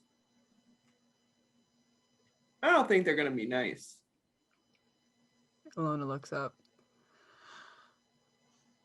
Yeah. I'm starting to understand what the term jaded means. Yeah. Took you long enough, but you got there. Does Rufus see this too? You haven't seen the bat fly, Okay. but you're definitely hearing this conversation happening. Can I just say Rufa looks up and just goes, beep, this forest. You swear as a free action. Good to know. You know, At least I didn't actually say the word, okay? words have power. But still, Yeah. beat this jungle. Beat the jungle. That goes on a t-shirt. Yeah. That's not a t-shirt. Beep this jungle. And it's just like Rufa, head down in quicksand, ass up. So Give me the finger. yeah. Breaking out of the sand. So you all can feel Dahon slowly, with a cautious step, stalking forward. You're still on Dahon. Are you going to stay on Dahon or get off? Can I talk to Tahon in Azmokan, and I'll say, you all right there, bud? In a deep older Azmokan, you hear him say, an old enemy has appeared. Oh, okay. You wanna should we go? Like all of us, including you? Like let's go, or Dahon says, fleeing from an enemy is giving your home to an enemy. I shall give no quarter or home to a fiend. okay. And then to the rest of the group, yeah, this badger's gonna fight that god. So do we want to be here or not is the question. Can some of us stay and some of us go? Because I don't want to force everybody to stay if they don't want to. Choice is yours. If you want to split the party in this forest, you can attempt that. Well, at the very least, we can stay, but get off the badger. Just because if we're on the badger's taking us where the badger wants to go. You know what I mean? Then we don't really have a choice anymore. Rufa's already off the badger already and kind of a couple feet away from it. We should get off the badger. Oh, Alona's going to climb down. As long as we're still in range where Alona can heal the badger. If they can. Okay. Give the badger a little pat. Okay, buddy. We're right here. So I'm just going to assume everyone is getting off Dahon. All right.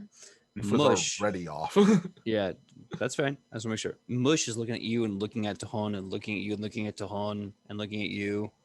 and then starts to move towards you and looks at Dahon one more time, and then just kind of like hunkers his little butt down, then jumps off.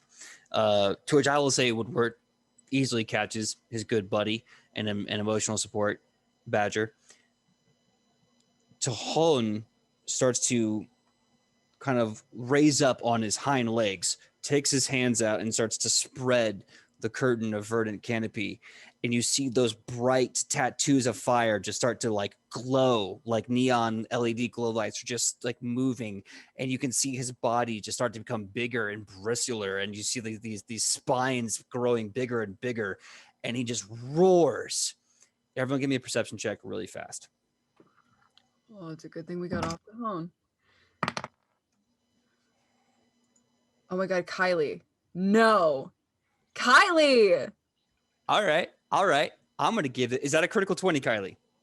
Guys, I don't know what's going on anymore. This is weird. I'm in some parallel universe. This is weird. That's another nat 20. I'm literally holding it from up here and I just drop it.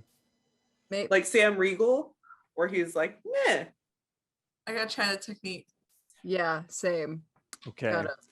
Guys, I don't like this anymore. I'm really freaked out. I got something special for you, Kylie. Really fast. Rufo, what was your perception check? 25. 25. What was yours, Sam? 19. 19. What was yours, Alona? 17. 17. So, as he spreads open the curtain, you see this massive serpent with wings, brightly colored, rainbows just emanating off his form. And the serpent turns to Cajon and hisses this mighty roar as a bolt of lightning cracks the sky and torrential rainpour breaks down. And Cajon just readies for war, and war ready, he charges Quetzalcoatl, the serpent of storms. But Kylie, what you see, mere split seconds before everyone else can make eye contact, the snake's head had to rise up to meet Dahon, because before it was down. And when it was down, it was reaching the outstretched hand of an orc on a griffin who was scratching its chin. And the minute the canopy broke, this orc looked to you in the eyes, its sandy yellowish green tint, this massive blood red mohawk that has been just braided and spiked throughout. You see all of these steel-like feathers being worn on its chest like badges of honor. And he looks to you, eyebrow raises, and with a little quiet command in Orcish, his massive griffin takes off in a matter of seconds. And as Tijon descends upon Quetzalcoatl and everyone is only seeing that interaction, you not only see Takaro eyes rise, you see Takaro eyes flee back to the mountains in the east. And this is where we're going to take our 5-minute break. We'll be right back in 5 minutes. That means it'll be about Pacific Standard Time, 9:54, 9:55, 9:54. We'll be back in 5 minutes. Thank you very, very much. We'll see you in 5. Thank you so much for allowing us a 5-minute break. And we're back. If you're just tuning into this half of the show, we've been in the Godlands for a while. We found Tijon, the God Badger, or the Badger of Gods. We killed the giant hairy crab, which we made at the table, our show on Tuesdays, 3:30 to 5:30. I want to say like 3 or 4 weeks ago. And they finally got to kill it. They killed it hard. And they're still eating its flesh. Now, along the way, Tone the God Badger had to stop carrying them because he ran into a conversation between a large, evil-looking bat creature and Quetzalcoatl. If you're familiar with the lore, Quetzalcoatl is, of course, the rainbow serpent, flying rainbow serpent of storms. And before it broke, Shionibus's perfect perception was able to see for a split second Takaro Ice, the leader of the Red Rocks Riders, the Thoktukain, as he was just petting the underchin, giving scritches to the snake, and flying away. I have a question. Was Sure, her man. nat 20 so good that she saw his name tag? No, but what I will say is that You know the leader, and this is from Mm. older episodes ago. The leader of the Red Rock Riders, or the Thoktukain, is Takaro Eyes. Wait. Does that mean he still thinks I'm the Avatar? You don't know. He didn't talk to you. Because he would have been there with Zaka, right? That's where they all saw each other. Give me a hold up. Oh my God, Kylie, that's a good point. It's tough to be a god. Give me a.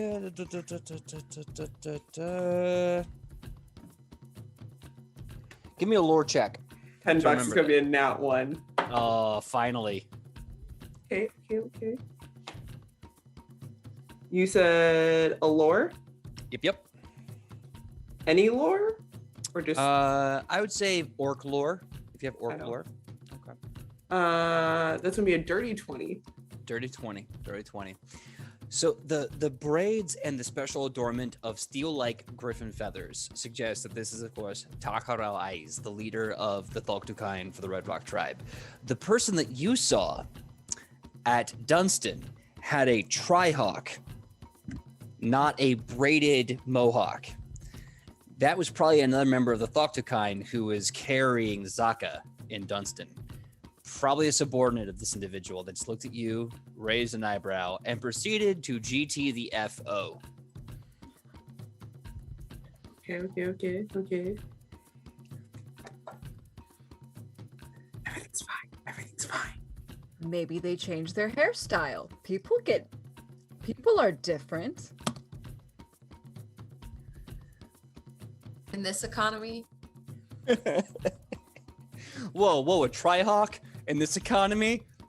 No. Thank you, Biden, but no. She's going to nudge. Where is everyone positioned? I'm just gonna say you're all kind of clumped together because you decided to let the God Badger have their kaiju fight with Quetzalcoatl alone, which is, well, Sidney is probably closer to the verdant curtain as she is trying to provide healing support for the Badger. Cool. Shonimus goes, Ichi. Yeah. I could have sworn I just saw an orc on a flying bird. oh, that's who we're looking for. And he looked straight at me. Oh, we don't want that. Yeah. Should we hide? I don't know anymore. How about we see what this badger's about to do? That's Yeah. our most immediate concern. Yeah, let's do that. Yeah. Okay. Are you going to be watching the fight between Tahon and Quetzalcoatl? How can we not watch? Yeah. I mean, hopefully, helping on occasion. But I don't want to get trampled by a giant snake or a giant badger, and I am very small. Okay. So, if you want to participate, I will need initiative rolls. Oh. If you want to skirt around this battle and let them duke it out, we go back to survival checks. The whole choice of this is yours. What do you want to do? Ooh, Ichi's still real hurt, so I don't think there's much she can do with two gods being half down. So I think she's gonna be dodging the best she can. Alona rolled initiative because she doesn't like the idea of Tahone going into battle with a gigantic rainbow snake, and that was a 27. 27? Okay. Then here's what we are going to do. I'm going to split this up into another choice because Pathfinder is nothing if not a series of choices and roles and roleplay. if we are going to be participating in the kaiju battle, then I'm going to have you all play the kaiju. You are going to be representing Tijon, and I will be Quetzalcoatl. Oh, Here's God. this is going to work. He will work exactly as any other player, 3 actions. You decide who's going to be the bite, who's going to be claw right, who's going to be claw left, who's going to be movement, and who is going to be the special power. Guys, we're Gundam Badger. We're Voltron. I was gonna say we're Voltron, yo. Yeah. Yup. Let's just say I'm testing something out for season 5. I need you all to decide what part of the kaiju you're going to play. And then we're going to have you as a group decide who's going to take what action of your group limited 3. And I will play Quetzalcoatl. I want to be Choice is left yours. claw. I want to be right. All right, left and right paw. They already said it. You got it. Now you got head and feet, special powers. What's up? I'll be the special power because I'm So- special. Okay. Then I'll do the feetsies. Okay. Awesome possum. Now I'm going to play Quetzalcoatl. This is going to be fun. This is going to be weird. So Perfect. we're going to do this alternating one after the other. So your turn goes, you're going to make an action for Tijon, and then Quetzalcoatl will have an action, even though another person's going to go.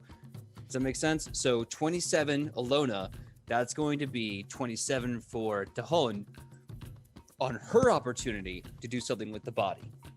Feet. Okay, let me put it right here. Okay, so Oh boy. Tijon. So Sidney's is 27. I need everyone else's initiative roll. Just give me a good old fashioned what your character has, just to make it. Ooh, what's up? Let's see some excitement. Is that it, 20? What is this episode? dude? There I got- is. Kylie's power. It's wild, right? Thank Okay. you. You've blessed me. All right, Kylie, what's your initiative? That's a dirty 20. I have somehow unlocked this ability that I'm kind of scared of, guys. I shouldn't hold this much power. Too powerful. All right, Michael, what's your initiative roll? 17. 17. Okay, so this is for you all. The top of the round is going to be Sam, and then Sidney, Mm-hmm. and then Kylie, and then Michael. Now, after every one of your actions, Quetzalcoatl will get one action of their own. Understood? Yeah. All right. Sending a quick message to our TD to get some music playing. And once music plays, you'll get going. Man, I hope we don't mess up this badger. I really like this badger. I'd like to keep them, please. How are we gonna put the badger on the boat back? They don't need. They can. They scoop This scoop. the sand. They scoop. They scoop. For real though, can you imagine though, like if the rest of the game we rode a badger and there was like a tinier badger on top of that badger? We just showed up in like Agrippa upon a bear, like yeah, Agrippa like upon a- a badger. So like a Russian nesting doll. Yes. Oh, man. I will say, we have been followed on YouTube by a group called Band of Badgers, which I feel is, I think, the best honor. For real? Yeah. That's beautiful. It's Our got the, people. I'm just gonna imagine they're actually a band of actual badgers that are just like, yes, this is the content we're here for. okay, so I want to give a huge shout out and huge thank you to Reap Psyche for donating so much for the coffee. Thank you so much, Reap Psyche. We really appreciate everything you've given out to us. All right, so we're gonna just kick this bad boy off. Sam, so right paw, right, or your left paw? claw, like Left- left shark. Left shark. Okay. So I want you to roll to hit as you decide you're gonna throw this left paw into this guy's face. All right. Scoop the face. All right. That's a 14 on the die face. Okay, 14 on the die face. That'll hit. So here's what I want you to do. I want you to take 5d10s and roll them. I love when I get to have a lot of dice in my hand. All right, where's all my d10s? Have patience with me while I collect my diamond dice. 1, 2, 3. This is how you know I'm a dice goblin. 4. All right. Yeah, okay. Claw. One hit the ground. One hit. Wait, you said 4? 5. Or 5. 5. Okay, one did hit the ground. That's okay. I'm just gonna randomly reroll one of them for that. Okay, so that's calculator. 2 10s, a 4, a 4, and a 2 is 30 points. Okay, 40. With that, Quetzalcoatl is 30. going Sorry, I 30. misspoke. Thank you. 30. Okay. Quetzalcoatl is going to retort. Okay. So Quetzalcoatl, after getting a massive claw across the face, looks and screams back. A bolt of lightning zaps and hits Tejon right in the chest.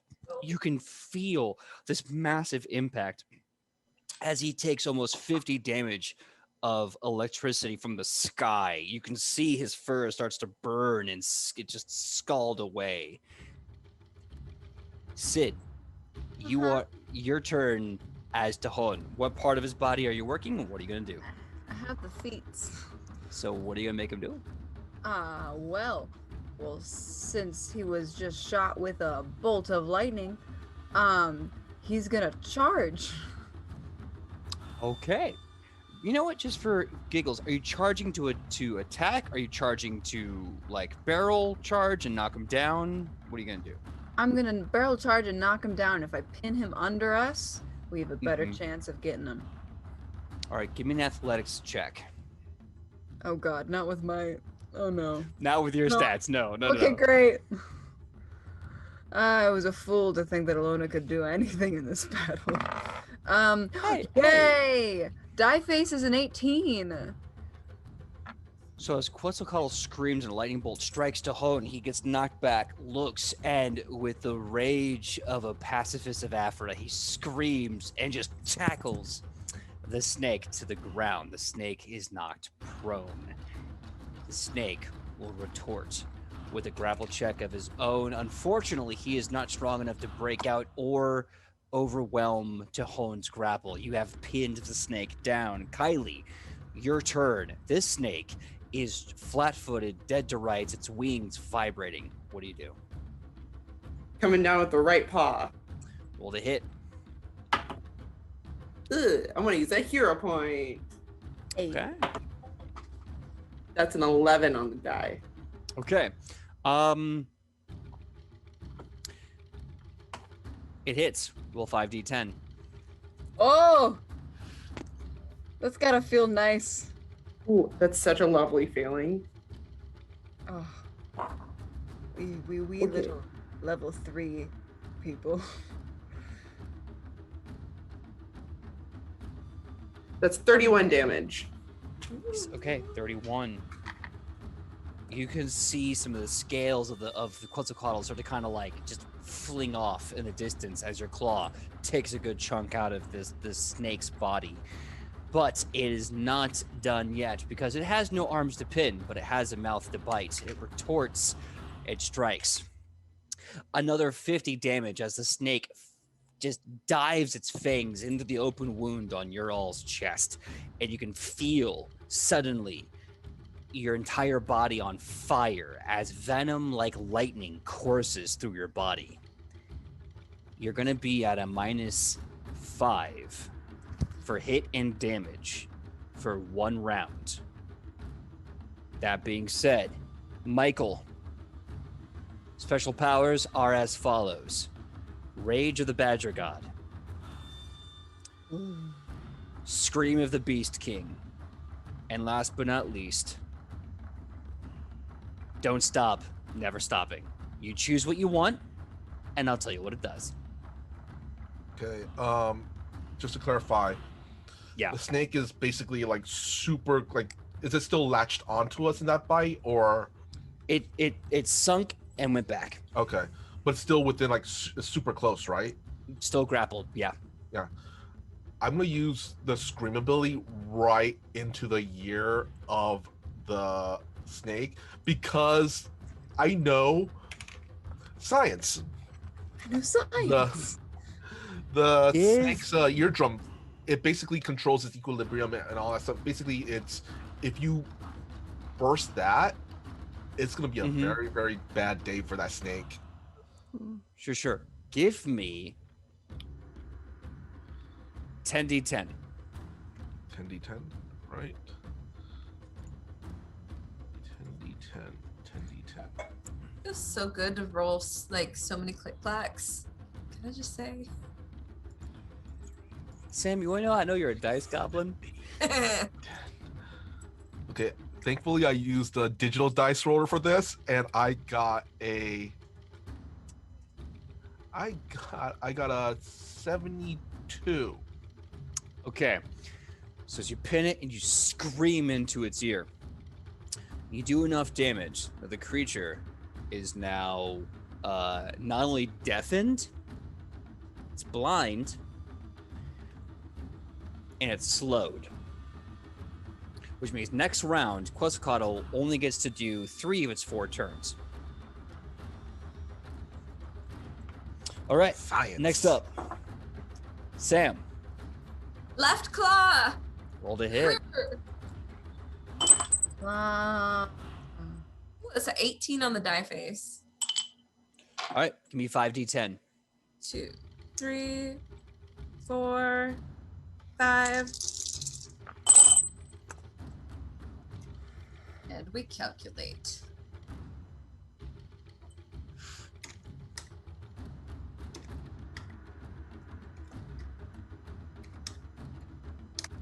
$33. 33. Okay. So the snake is trying to just dart shots at Tahon. Tahon is dodging. Some of them are landing. Some of them are really having the effect. And then another big swipe, just like Mike Tyson, clips this guy on the jaw, and the snake head whips as it kind of goes low. Not dead yet, though, as its eyes open and look at Tahon. It retorts with an attempt to break out of the grapple. It will do so. It breaks out of the grapple, and then doing so, the free action is going to slap you with its tail. It'll hit. You will take 30 damage to Tahon. You are now bloodied. Don't worry, Quetzalcoatl isn't looking much better. Next up, Sid. Rats. Okay. I'm wondering if it's possible to like, at this point, like prepare an action, if that makes any sense. Like dig into the ground, like really like get in there. So the next time either Quetzalcoatl attacks or we strike it, we have basically advantage. Is my thought process, basically. Sure. So you want to basically prep for an oncoming attack so that you can dodge it? Yes. Cool. Okay. So what I'm going to say is that your AC effectively is a +4, meaning I'm going to take a -4 to my rolls to make everything easier for everyone. Okay. Okay. Much Cool. appreciated. So you are prepped and ready. Yes? Okay. Suddenly Quetzalcoatl screams, and you can see the rain drops heavier and heavier. The wind is picking up, and it starts to get hard to see, and it starts to get hard to move under this torrential storm these two gods are now standing inside of. What this means is your attacks will be at a -4, but your defense is still at a +4. So it's not too bad. Kylie, your turn. Right paw. But I want. Is it still on the ground? It's up now. Oh, never mind then. Here we go. That's an 11 again. Okay. That's a -4 to hit from the storm, though. That will miss. Darn. That's right. Darn. Okay. Okay. The good thing is this is the last action that Quetzalcoatl gets to do because of Roar of the Beast King. And his turn is over, which means Michael can still do a rage power or a special power. Quetzalcoatl is going to shoot a bolt of lightning at you and miss horribly. The bolt of lightning strikes the earth. You see dirt shoot up. It's charred and is disintegrated under the intensity of Quetzalcoatl's storm. Michael, your go. Rage power. You get 3. You get Rage of the Badger, Scream of the Beast King, and of course, Can't Stop, Won't Stop. You know what? Let's go with the rage power this time. Let's build it up. It's already, we got it debuffed. We're buffed. Let's get further buff. Okay, so you just see Tahone just scream at the Badger's face. All dice damage goes up by 1 class. If you're rolling 5d10, you're not rolling 5d12. You're gonna get a +1 to hit. That being said, Quetzalcoatl's turn is done. He's slowed 1 for this round. He can't do a 4th action. Top of the next. Sam, your turn. Left claw. All right, it's at a -4, you said? Yes, we got a +1 from the rage, so it's now at technically a -3. You got it. That is 15 minus 3, 12? Did I do that math right? What was the die phase? 15. Perfect. Okay, so that's a hit. It's no longer 5d10. It's now 5d12. Heck yeah! Good thing I collected all my D12s, but I only have 3. No, I have more than that. I have more than that. I'm a fool. Alright. And then I gotta reroll at least 1 because I only have 4 D12s. Ooh. Got some max damage here, some low damage, and then we got 1 extra one. Is 34. 34. Okay. Now, since you're all Tahon, and we're all Tahon, really, if you think about it, I want you each, with your respective part of Tahon's body, to tell me how you would tell the tale of Tahon defeating Quetzalcoatl in combat. Here's how we're gonna play this. We're gonna go by body part. So the first body part, of course, goes to Sam because she started the blow. What does your paw do to start destroying Quetzalcoatl? So Tahon is raging, and he just feels the power in his claw, and for some reason he just feels really good about his left claw right now. And in his head, in Asmakon, old Asmakon, he yells, "Left claw!" and just swipes and gets that snake right in like wherever the throat part of a snake is. Okay, so the left paw, you strike at the jugular of the snake. Sidney, what are his legs doing? Tell me the tale of his legs. So what Tahone does is that he gets in a classic badger stance. Classic badger stance, and he is using all of the power that their legs provide to really just torque his entire body into his next movement. He is just primed and ready. Honey Badger does not care.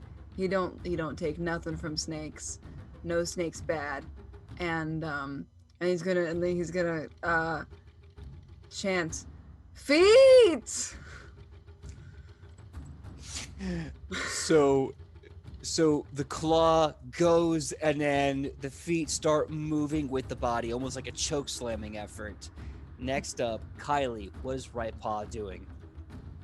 So we are going straight down under like the underbelly of said snake. Slicing him in 2, yo. Very, very nice. So with the strike and with the torque of the hips down to the ground, with the right claw rips open the belly. Michael, special powers. what is he doing to fully put his exclamation point on the battle of the gods? I say that Tone grabs the snake and then lets out another mighty roar, point blank, point blank. The eyes start quivering, and then each of them, one by one, kind of explodes.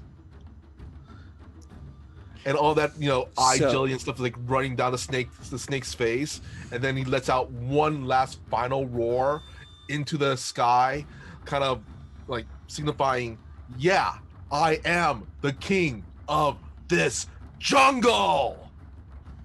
So at the left paw, the throat is ripped and grabbed, and the visceral meat of the snake, and as the hips kind of take in place, you lift the snake high in your badger paw and you slam him to the ground, only to then pin him with your left, take your right, slice open his belly, and as the snake screams in pain, you use that weight and you scream this never-ending scream into his eyes until the vibration just make everything like puddles of water in a rainstorm ripple.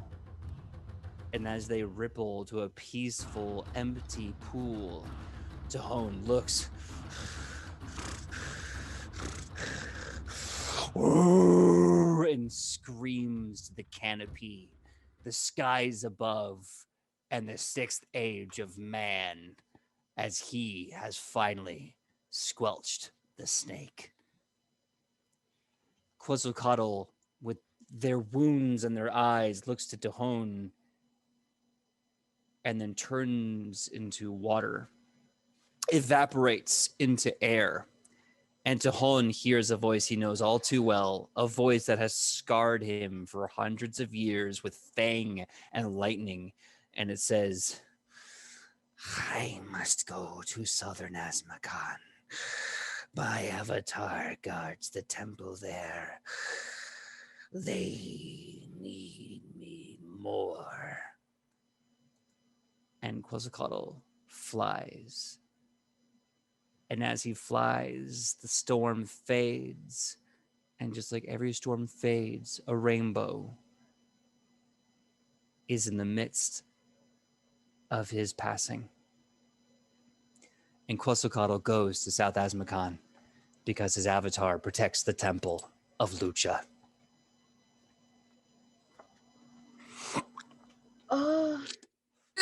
Do we hear that? Do I hear that? Or is that just a Tahone hears that? Give me a perception check. Using the big dice for this, just so everyone knows. Yeah. Here's the little dice. Here's the big dice. We're using the big one. Don't forget to drop it from like 3 feet in the air. Yeah, that's a trick apparently. I did it wrong apparently because that's a 14. 14. You hear some like hissing and some whispering, and all you can hear is Azmakan, like South Azmakan, maybe like Azmakan. That's all you got. Oh wait, well, who was that hero point in that chat for? That was that. Because Kiko Semek made it a hilarious comment where he says that our next opponent is a mortal wombat. Ooh, that's good. That is good. Okay. Because I said their battle was like in Mortal Kombat. Oh. Mortal Kombat. Words are hard because I'm blown away at PJ's frantically writing stuff down. Mortal Wombat. Okay. That is so good. We got it. So if Kiko's let me get this name right. No, that's fine. Okay. Now, technically, in the private chat with us, I did give Sidney a hero point for another joke she made earlier. If Sidney wishes to make a perception check with that hero point or whatever, she can if she wants. Sure. All right. I will get perception check. That's 25. 25. So you hear this clear as a bell, Mm-hmm. and you're repeating it in confusion. Mm-hmm. And Sam, you're hearing her, and she is not to any disrespect, but she just doesn't speak Azmakan. So she's like kind of stumbling through some of the words. It doesn't really make sense as she repeats, as she parrots it the best as she can. But you definitely hear something about Avatar Mine, South Azmakon, Lucha Temple. Ichi says, "You're not conjugating the verbs right, but oh my gods." And then just has a look of fear. I'm sorry, I didn't know you took grammar that seriously. I will get better, I promise. I didn't want to freak you out that much. So sorry. It's the only class I passed in college. Was Asmacon? Nice. That's why I became a luchador. Because I'm not good at school. That's not true. I became a luchador because I come from a long line of luchador royalty, actually. So I'm sorry for misleading you on that. No, that makes a lot of sense. I'm sure that you would have been a great Asmacon teacher if you really wanted to go into it. I'm sure you would be really good at teaching. Teach me the language. That would be cool. Okay, can we learn languages? Can I learn Asmacon? Is that a thing that I can learn in life? I can do Yeah. 10 push-ups every day to get stronger. Can I learn Asmacon? Yeah, absolutely. If you have someone that knows Asmacon and you spend downtime, even downtime actions, even campfire actions, trying to learn a check, I see no problem, or learning a skill. I see no problem, making you roll and learning a language. So yeah, totally. Yeah. Danger. Danger. It would make sense then. At this point, we should be fluent in Orc and Goblin. Well, that's if anyone's actually trying to teach you Orc and Goblin. If they're not, you're not learning. That's true. Looks at Shunibus.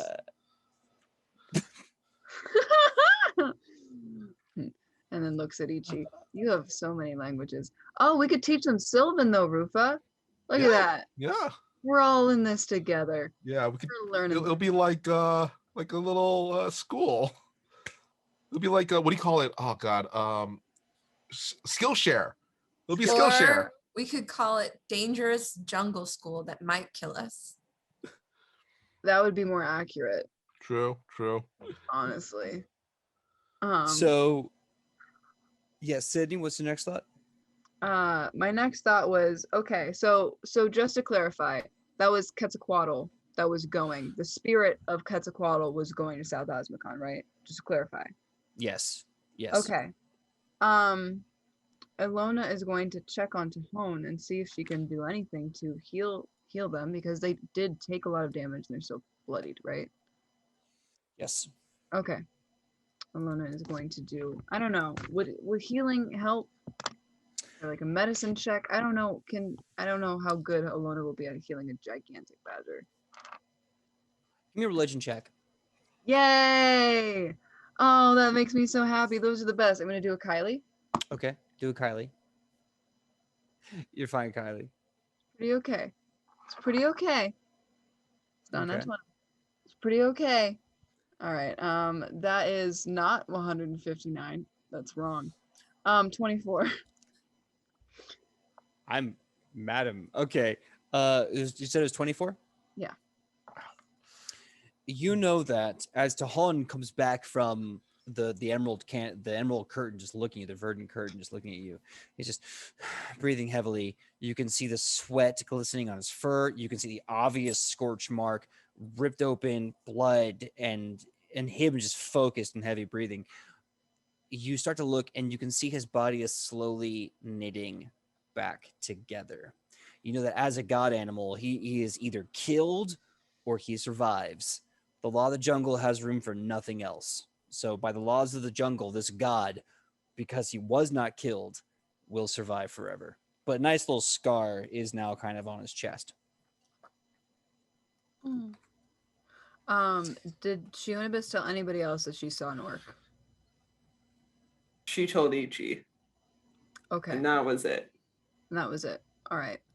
In that case, Ilona has nothing to suspect that there was an orc there. Yeah, she wouldn't have told anyone else just yet. Okay.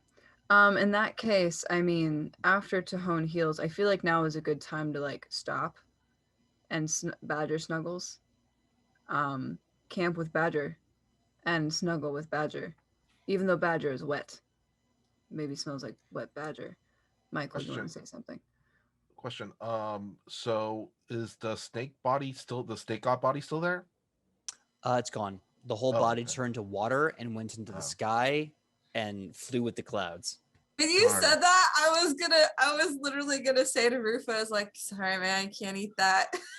Well, I do have a great recipe for grilled snake, but I was thinking more of maybe Itchy could use some new snake skin wrestling boots. Alona could use some a new snake skin belt, and we could decorate Chonobus's bow with some snake skin handle. I swear, if you're not sitting on fire, you're taking its flesh from its corpse. It's one or the other, my dude. Hey, Rufa, make sure to use every part of the body. Sure. Be respectful like that. Yeah. Okay, so we are doing a long rest. Basically, you're camping for the night. I think at the point that Alona suggests that, Ichi would say, well, so there were Shonomis said that there was an orc that saw us. Should we get out of here if it knows where we are? There was an orc? Yeah. As that snake thing came from the sky, we definitely made eye contact. And he was definitely riding a flying bird. I feel like you can't really miss a giant bird that's flying. Even though we're in a forest of giant things, that's different. Oh, you didn't tell me you made eye contact. Was it romantic? No. Oh. Not that I could tell. He was really far. But I mean, Tobias makes that look at everyone. No, it's not quite the same. If there was an orc here and they were interacting with the god, that means we're too late. We don't know how many other gods that they have already convinced to take their side. And we need to move now. You're right, Ichi. Question. What time of the day is it? Is it still daytime or nighttime? Let's see. I'm going to say it is approaching the afternoon. So anywhere between 3 and 5 p.m. Well, if we do leave, we're going to have to set up camp anyway, because honestly, it is not a good idea to traverse the jungle at night in the dark. So then maybe we should just go for a little bit longer until it starts to get dark, just so we're not in the same place where the orc saw us last. Fed? Even if it's not too far away, at least we have that. Fed? Yeah, let's keep going just for a little bit. Okay. Everyone, give me survival checks. You don't have to worry about food because of the wonderful crab meat, but I still need tracking, protection, and water. And So barter if you want to look for barter. So the Tahone Hate my life. Tahone will give a +2 for survival checks on danger. Oh, that's good. Okay. I hate my life sometimes, guys. Oh, no. Did you get your first nat 1 of the game? No, I rolled a 3, and then I was like, oh, I have one more hero point. 4. Oh no. It's gotta balance out. Right? That was a 22 for water. If we're Okay, are we still doing water, or is that? Yep. Okay. Water you still need. That's great. So you're not stupefied or enfeebled, which means combined you are not fatigued. Sam, what are you rolling for? I'll do direction, staying on the path. Okay, stay on the path. Great. What's the survival check? Let me know when you're ready. That is a 25. Cool. You are still on the path. Kylie, what was that 4 on the die face for? We'll do danger. Okay. Which makes it an 11. But you said +2 because It'll be Tahone is helping? 13. 13. Okay. Michael, what are you rolling for? What's the one that we haven't had anybody roll yet for? Looking for a barter token. Okay, then I got a 21 on that. And I used 2 Okay. hero points for that. Just to let you know. I'm burning through that right now. I got 3. Burn them while you got them, I guess. Yeah, you find. Let's see. You've got rid of one for Wolf and Claw, or Fur and Claw, and Coral Reef. So you find one for both Coral and Reef and Wolf and Fur, and you were able to basically get a furry dead creature. Again, like it's gigantic. So you're taking a chunk out of it, whatever chunk you prefer, like an eye or a paw, and then a massive shell, which honestly, if you take one of your tools and work at it for an hour, you can probably get like a nice plate out of this thing. And just breaking a plate like you put against your chest, it's the size of your torso, and it's just a chip out of this shell. So you have two barter tokens, just because two hero points. I'll give it to you. You seem to have no trouble. Move through the jungle. Tohon is with you at all times. You can see over the hours walking, his chest wound closes up and makes this nice little scar on his chest. You see the tattoos on his eyes grow brighter, bigger, and stretch farther across his body as he has survived another encounter with one of his nemesis. Mush is just running around him like a puppy dog, like the way a puppy dog like yips at a horse, like, hey, what's up? And Tohon's like, hello, good friend. How are you? And they're having this wonderful conversation. You can't understand Mush at all, but you kind of get the vibe from Tohon as he's talking that they're having a little brother, big brother conversation. And he's like, no. You must protect all of the humans, even the bad ones.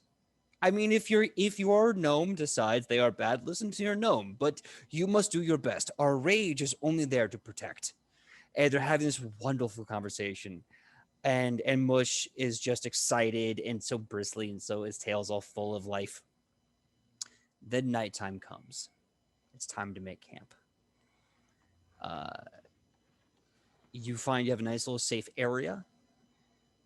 Easily make camp. Morel and Tobias are starting to work together. Mostly work together. Tobias is just not really giving him guff, and he's following orders as Morel just goes, all right, we need that leaf. Can you pull that leaf over for coverage? We don't want to make sure any rain or moisture gets on us. And Tobias is like, sure, whatever. I'm so done with this place. And they're working together about as best as they can. I need to figure out who's doing what night watch. Ilona would like to do night watch with Tohon so she can get badger cuddles. Okay. Is that the first watch or the second? Whatever watch you want. Tohon says that he will be up all night as he is a god badger. Sleep is not necessity. So you guys can either take turns, two people with Tohon, or one person and Tohon. Do y'all have any thoughts?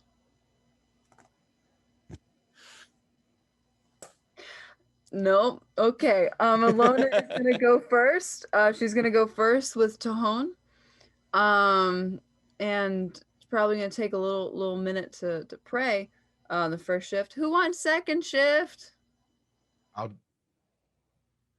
Ichi and Rufa. Cool. And Shionibus, who are you taking your shift with? I gotta talk to Morel about that whole. Yeah. About the thing, the term. The status. Yeah. Okay. Give him a stern talking to. Okay. And the third watch is going to be Shionibus and Morel. All right.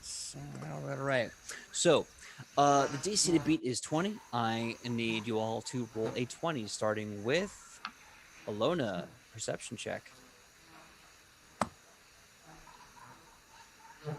Okay. Not the best, but okay. That's not right. Come on, fingers. Do the thing. 23. 3. As you and Tohon are looking out into the night sky, you see fireflies the size of Buicks just lighting up and flying in the trees hundreds of feet above you. It's almost like you're looking at the 4th of July, except instead of fireworks, it's a laser light show. Oh. And Dahone is just on his rump, paws down, just nose methodically pawing the air. And nothing of interest happens for your shift. If you wish to ask Dahone any questions, you can, or if you just want badger cuddles, go ahead and cuddle this massive badger. I just want badger cuddles, and we're enjoying the light show together. We're bonding. We're gonna be friends. If you could possibly imagine what it's like to cuddle a bear, Oh, that's what grabbing his left leg is like. It's just this big, warm, furry, a little sweaty, but it's fine situation. And as you're just cuddling this badger, the laser light show is terrific. And when your shift is done, he just looks at you, licks the whole side of your body, and then just walks away. it's gonna be the best step of Alona's life. This is great. Okay, next. All right, next up, Rufa and Ichi.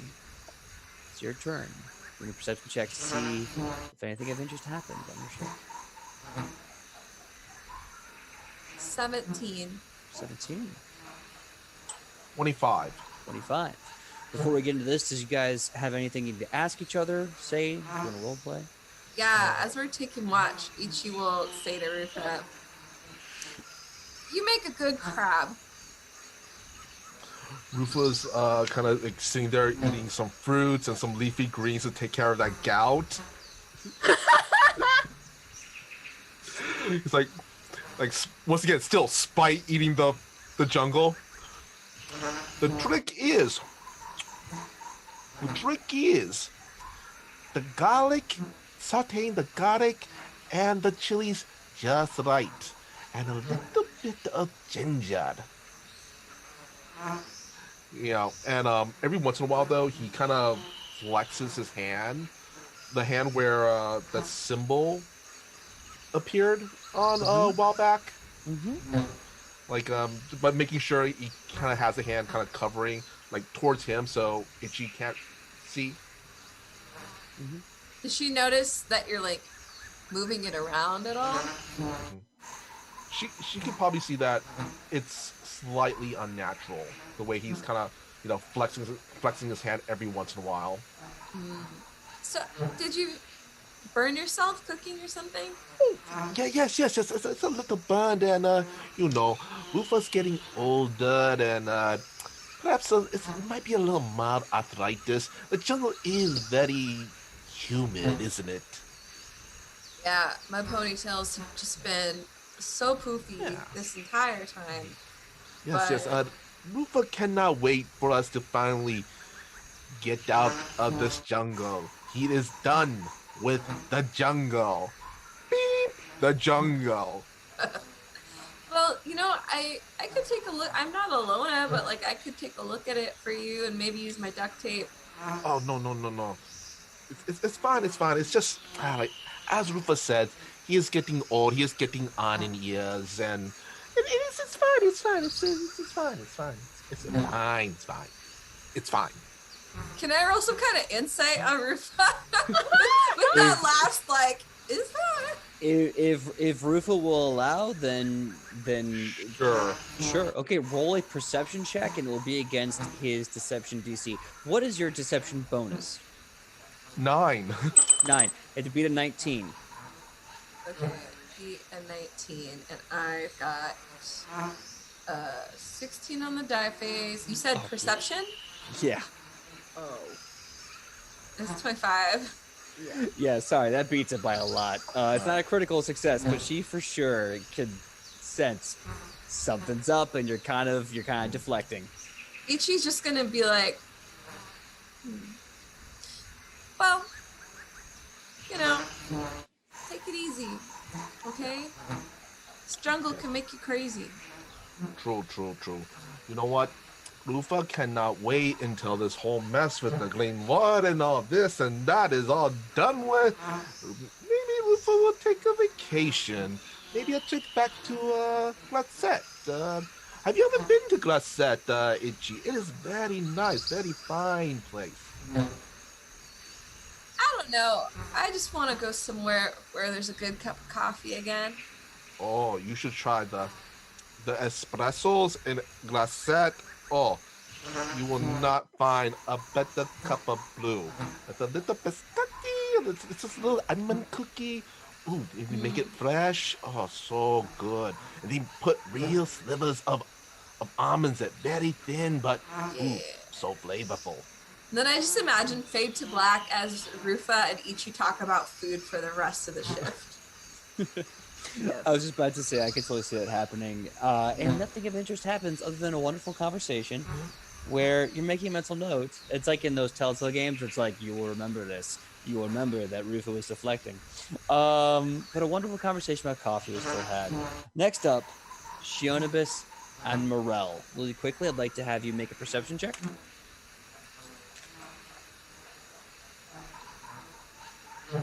19. Okay.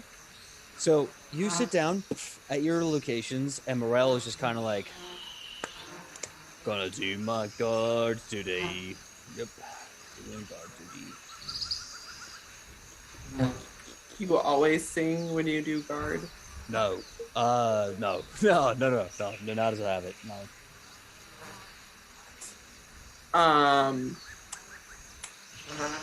So, wild day, right? It's not every day you meet like 3 animal gods, or at least 2.5. I'm not quite sure what the crab was. Besides, a really asshole. nasty right hook. He was kind of an asshole. Yeah. Right? Oh boy. Yeah. So about earlier, when you called me this thing. Yeah. Was I? I'm so sorry. Was I not supposed to? Yeah, no. How did you know? I didn't think you were there. She was like not nervous, but like trying not to be enraged. Morel, on high alert, kind of slowly points into camp and goes, I heard Alona mention how cool you were to be a princess and a badass and a warrior. And I mean, like, that's not uncommon, but I didn't know you were a princess. So I just thought I should pay respect to your title and heritage. Oops, sorry. Note to self. Use Ichi's tape to duct tape Alona's mouth when she sleeps. Yeah, no, you're not supposed to know. No one's actually supposed to know. And she's gonna like casually but frantically kind of like look around and make sure like no one else is awake or nearby. Yeah, no one's supposed to know. Alona just got lucky that she found out. My friends have big mouths. Okay, so what I'm sensing here is an imbalance of information. Would you like information that would make this balance complete? Sure. All right. Oh, dealer's choice. Would you like to know about my time in Ur or my time in Acadia? Acadia. All right. I'm the second prince to the throne of Acadia. I figure that makes us pretty even, yeah?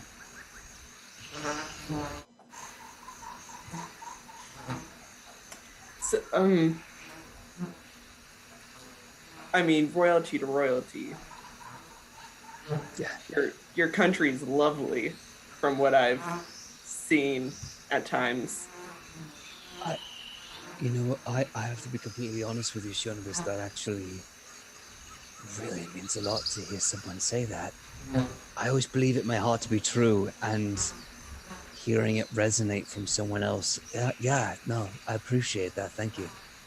Yeah, you know, that's it's where I met Larian, so it kind of holds a lot of meaning. So. Oh, you met him in Acadia, really? Say, Wolf. Oh, man, he must not have been happy. We are a largely landlocked nation. That is impressive. He must have been angry. When is he not? That's not the point. So yeah, if we can just keep this quiet, I'm not kind of Sure. ready for everyone to know. Not that I really don't want to be when I am, but Sure. you know. Well, prince to princess, maybe we probably shouldn't tell people what we are. It tends to kind of ruin things. Diplomatically speaking, yeah. Yeah, you know. Yeah. Yeah. Well, let me ask you this. Since Sure. you hold title like me and Tobias is no help. Intern. If you knew something terrible was going on in your country, would you go back?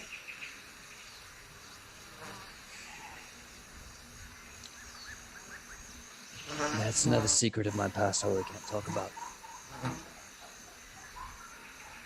But I'll say this.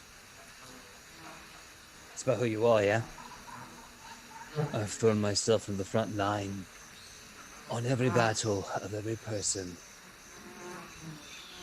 that has ever looked at me the wrong way. It's not about if it's your home. It's about if you care. And I love so passionately the Orsians, the Fort Raggedians, the Asmakines, the people beyond the Great Divide who I've only met at balls and meetings. I love them so dearly. And I don't care what they say about me. I will be the line that doesn't falter, and I will be the wall that doesn't break. Because I believe, good or bad, everyone deserves someone who will be a strong tree. We have a saying in Acadia. A strong tree is the one whose roots doesn't bend under the water and current. We say no, and no more. I don't care who you are. I'll say no more for you. You're a much better royal than I am. Aye. It's not about being royal. Royalty's is blood. Blood gets spilt all the same. It's about your heart. I'm thinking about going home and dealing with Ravon. I'll tell you what. When I first met you, you convinced a 50-foot tall orc to put a tree through my corpse.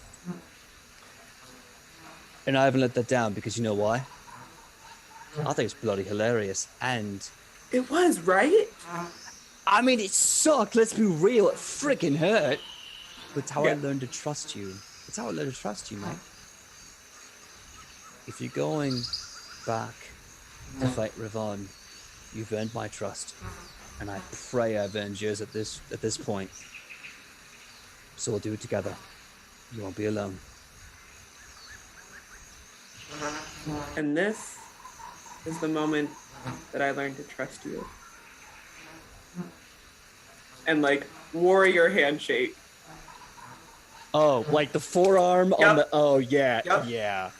I mean, like, first of all, his hand engulfs almost your entire arm, but he is for sure taking you in a warrior handshake. He looks at you and he says, Captain? Lieutenant? Oh? Yes, ma'am. Lieutenant, right? Like you're like that's your No, captain's Captain. my formal title. I'm not in the Acadian military anymore, but I'm a captain of Fort Raggedy, so maybe you call me captain. Yeah. I mean, like in our group, I think like I might be the captain, and then like you can be like kind of like second mate, you know? No, what? Or, like, No, we're first not. mate. No, we are not mixing. We're not mixing army and navy. That's offensive. I'm offended. I mean, like it's like you know what I'm saying. Like ranking, I don't know ranks. I left all that behind and didn't pay attention to any of those classes. So yeah, of they're course, like same, of course. same. I'll tell you. Sure. I'll tell you what. Just between you and me, right?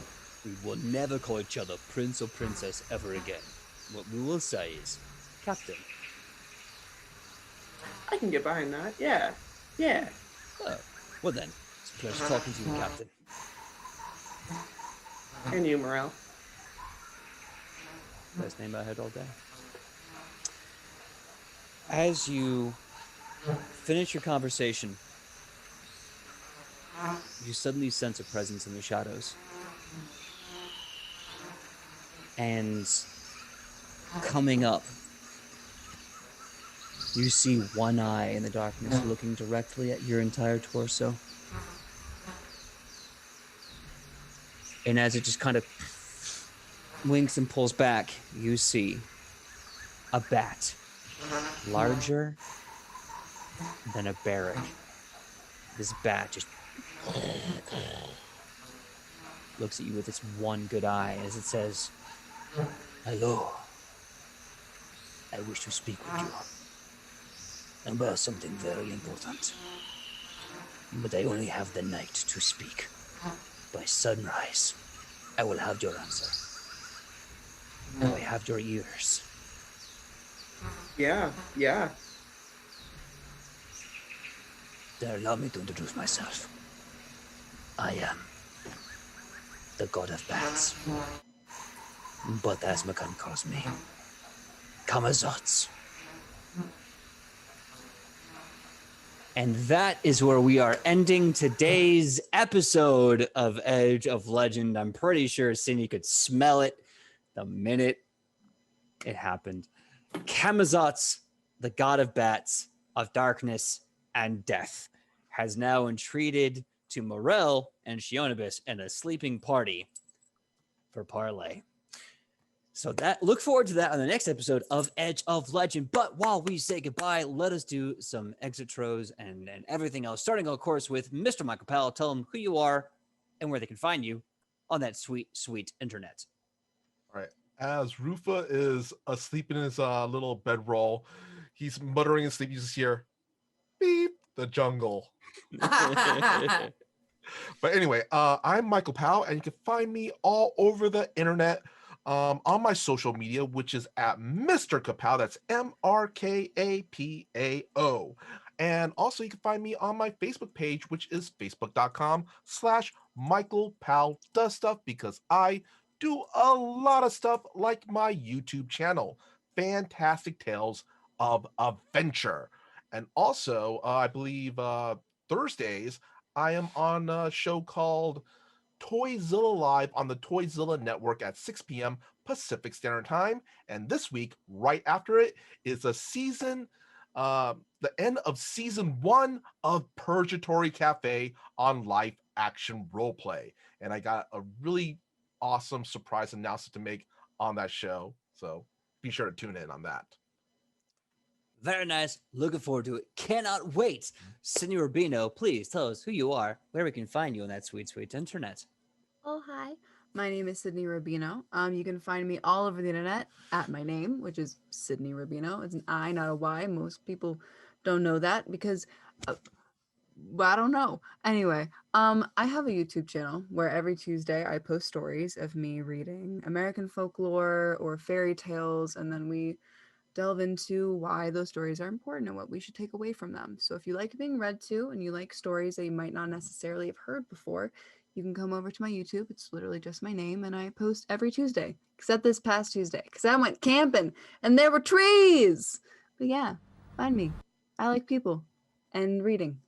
Tell me you live in LA without telling me you live in LA. I like there are trees. I miss trees. I used to live where there were a lot of trees, and these trees were big. They were big trees. She was in the Godlands. I was in the Godlands of trees. The Godlands of California? Ew. I don't know how I feel about that. I did see a bear. Okay, legit. Yeah, it was cool. I do miss trees. I need to go out there and just like veg out for a bit. Anyway, next up, Sam Sterling, please tell us who you are and where we can find you on that sweet, sweet internet. Hello, I'm Sam, and you can find me at Hey Sam Sterling all over the internet.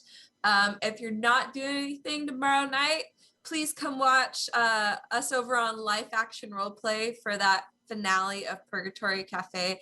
I'm so excited and sad we're going on hiatus, but it's just been such a good time. So definitely stop by to see what is going to happen. We might try to turn, if you've watched before, we might be trying to turn Josh into the Antichrist. So look forward to that.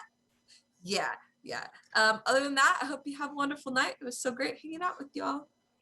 How dare you do that to my sweet, sweet maybe boyfriend? How dare you? Listen, he can still be your boyfriend when he's the Antichrist. I am the angel of thunder and protection. I can't. I'm crossing streams. Okay, moving right along. Make it work. So without further ado, Kylie, you amazing role player. You thank you so much for your time with Morel. Please tell us who you are and where we can find you on that sweet, sweet internet. Hello, I'm Kylie, or I go by Kai. It really doesn't matter at this point. You can find me at Kai's Wonderful Life everywhere online, except it'd be Kai Wonderful Life on Twitter because it's dumb. On Monday nights, I am here on Twitch at twitch.tv/Dragons and Dreamers, playing a homebrew all-female campaign while we're trying to traverse college and not die.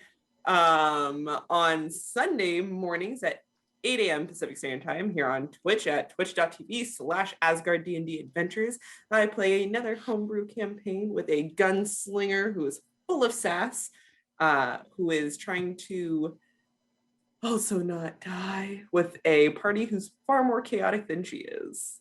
Come hang out with us. Very, very nice. My name, of course, is PJ Megaw, all over the internet at pj.megaw, Facebook, TikTok, Instagram, and Twitter. Come find us, have a good time. If you happen to see our post before this, you saw my post-gym TikTok. You need to watch it.